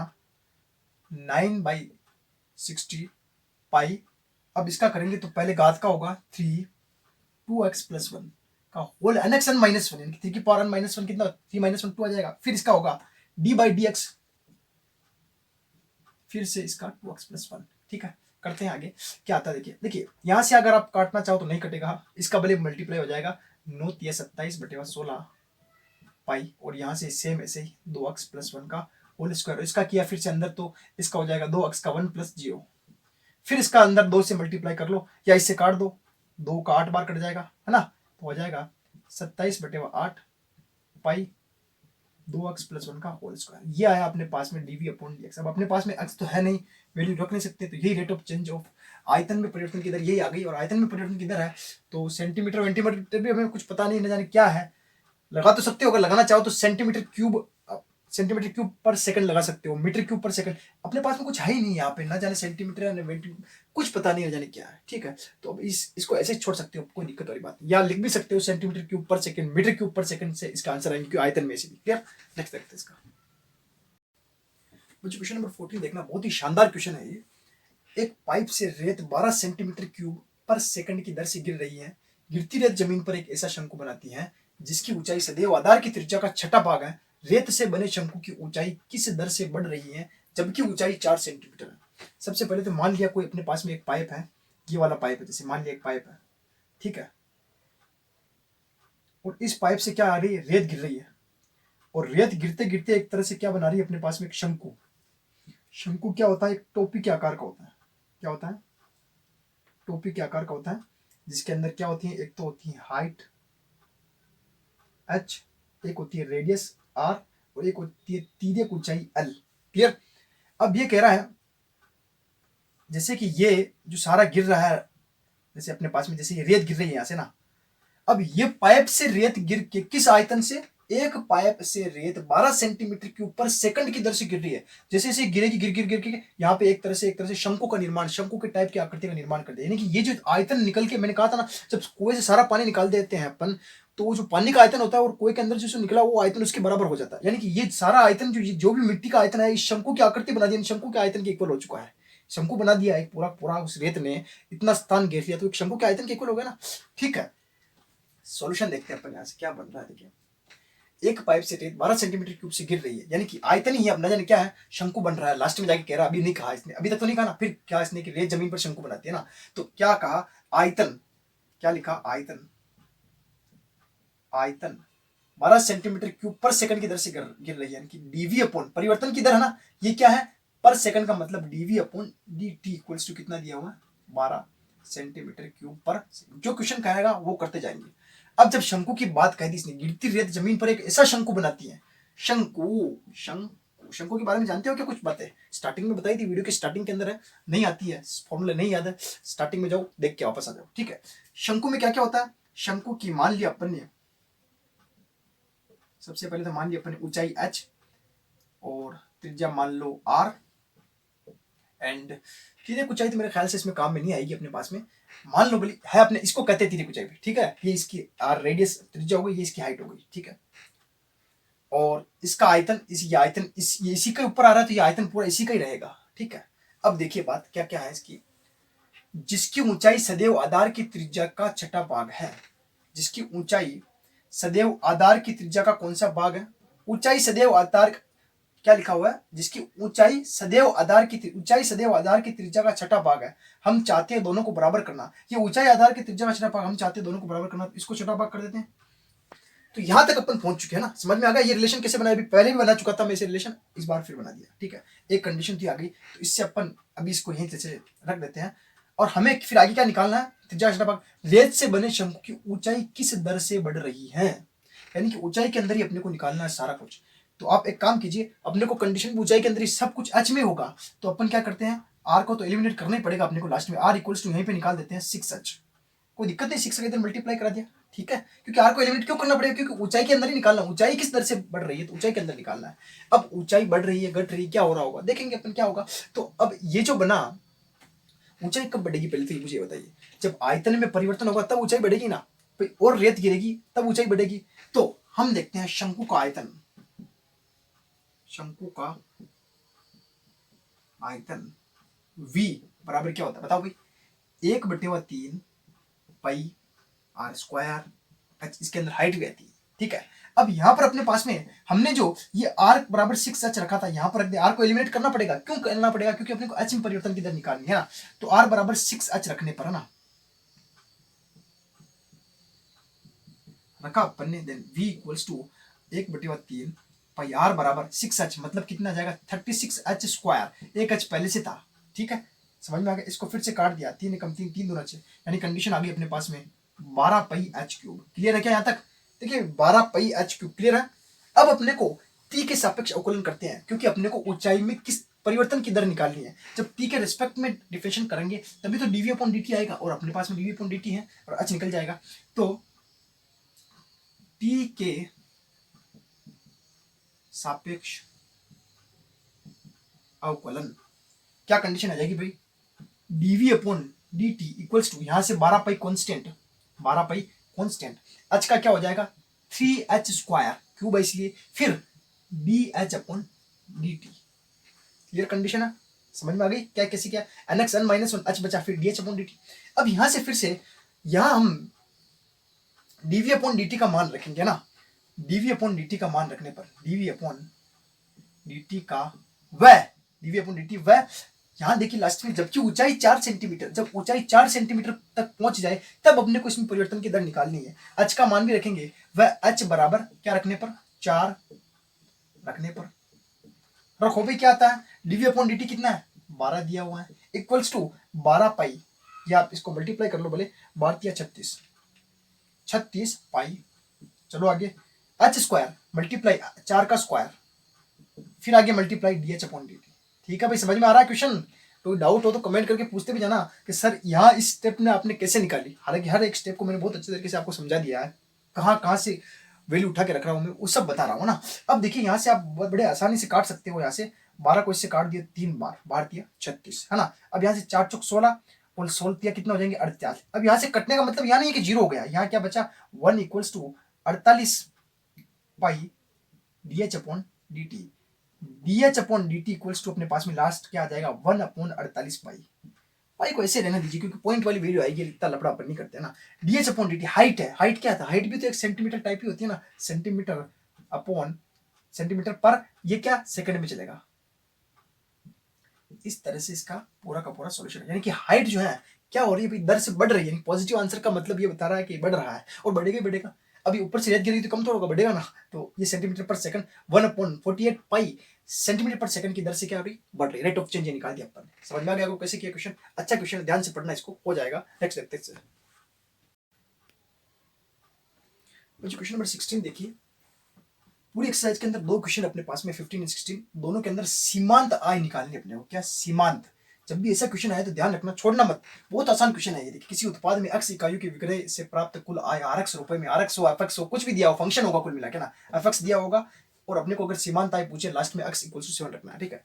कंडीशन के अंदर अपने को क्या निकालनी है, सबसे पहले तो rx अपने पास में क्या गिवन है, rx या फंक्शन कुछ भी हो सकता है, rx tx px qx कुछ भी हो सकता है, 13x² प्लस 26x प्लस 15, ठीक है। सीमांत आय, सीमांत आय को बोलते हैं मार्जिनल वैल्यू, सीमांत आय इसको क्या बोलते हैं, मार्जिनल वैल्यू। ध्यान रखना क्या बोलते हैं, मार्जिनल वैल्यू। क्या होती है, जो भी फंक्शन हो अंदर, जैसे यहाँ पे टी होता है तो डी बाई डी टी कर लेता है, अक्सर तो डी बाई डी एक्स, और क्या करना होता है आर एक्स, बस ये क्वेश्चन ही हो गया अपना। समझ गए, सीमांत आय का मतलब कुछ नहीं है, जो फंक्शन एक्स का है तो एक्स के रिस्पेक्ट में टी है तो टी के रिस्पेक्ट, जिसके रिस्पेक्ट में उसके रिस्पेक्ट में अपन डिफरेंशिएट कर लेंगे। डिफरेंशिएट करने के बाद क्या होगा, जैसे D by D x 13x² plus 26x plus 15 किया इसका तो कितना हो गया, nx n -1 से लगा देंगे तो 2 आगे आ जाएगा, 13 दूना 26x प्लस x का 1 और यहाँ आ जाएगा 26, ये हो गया बस। इसका क्या हो गया, ये m भी कह सकते हो आप, मार्जिनल वैल्यू। तो आगे अपने पास में 26 कॉमन ले सकते हो, x प्लस 1 यहाँ आ जाएगा कॉमन, ठीक है। अब अपने को क्या करना है, सीमांत आय ज्ञात कीजिए x = 7 पर, x = 7 पर गिवन है ना भाई। इसको अपने को किस पे निकालना था, x = 7 पर, तो x = 7 रखा अपन ने, 26 7 + 1 यानी कि हो जाएगा 26 × 8, ये हो जाएंगे 8 × 49 8 और 8 दूना 16, 16 और 4 20 यानी 208 अपने पास में क्या हो जाएंगे आंसर। समझ में आया आपको कैसे किया, सीमांत आएगा, क्वेश्चन छोड़ना नहीं है, जो भी दिया हो अपने पास में इक्वेशन उसी के रेस्पेक्ट में डी बाई डी एक्स या डी बाई, जो जैसे क्वेश्चन आपके दोनों एक्स की फॉर्म में है तो डी बाई डी एक्स निकालना है, लेकिन अगर अलग भी आ जाए एग्जाम में तो आपको डरना नहीं, करना है सीमांत आय कैसे निकालना है, डिफरेंशिएट करना है, जो भी वैल्यू उसको रखना है, आंसर क्लियर। समझ में आ गया, नेक्स्ट देखते हैं क्वेश्चन नंबर 17 देखना बच्चों। एक वृत्त की त्रिज्या 6 सेंटीमीटर दी हुई है पर r के सापेक्ष क्षेत्रफल में परिवर्तन की दर ज्ञात कीजिए। एक नंबर में तो बहुत आसानी से अगर आए तो क्वेश्चन एक नंबर में छोटे छोटे मार्क्स के अंदर पूछने वाला लायक क्वेश्चन है। कैसे, देखिए अब पहली बात तो आपको ये गौर करना है कि आपको इसको टी के रेस्पेक्ट नहीं करना, लिखा हुआ है साफ साफ के आर के सापेक्ष, ऐसा क्वेश्चन पहले भी आया था, बताया था मैंने, वो बड़ा था, ये छोटा सा क्वेश्चन है ना। तो क्या करनी है, एक वृत्त की त्रिज्या कितनी देर की, 6 सेंटीमीटर पर, यानी कि आर गिवन है अपने पास में, सोल्यूशन देखते हैं इसका, आर = 6 सेंटीमीटर गिवन है अपने पास में, ठीक है। आर के सापेक्ष क्षेत्रफल, तो क्षेत्रफल क्या हो जाएगा ए, वृत्त की बात चल रही है वृत्त का क्षेत्रफल ए पाई आर स्क्वायर, आर के सापेक्ष क्षेत्रफल में परिवर्तन की दर यानी कि आर के सापेक्ष अवकलन, बताइए क्या आएगा, डी ए upon D r = pi, r का क्या, आर स्क्वायर का क्या हो जाएगा 2r, d are upon D r क्या हो जाएगा 1, क्या हो जाएगा 2 पाई आर, एंड आर = क्या दिया हुआ 6, क्या है गिवन है, कंडीशन गिवन अपने पास में, देन 2 पाई आर की वैल्यू रखी 6, तो 6 दूनी 12 पाई, ये हो जाएगा अपने पास में आंसर।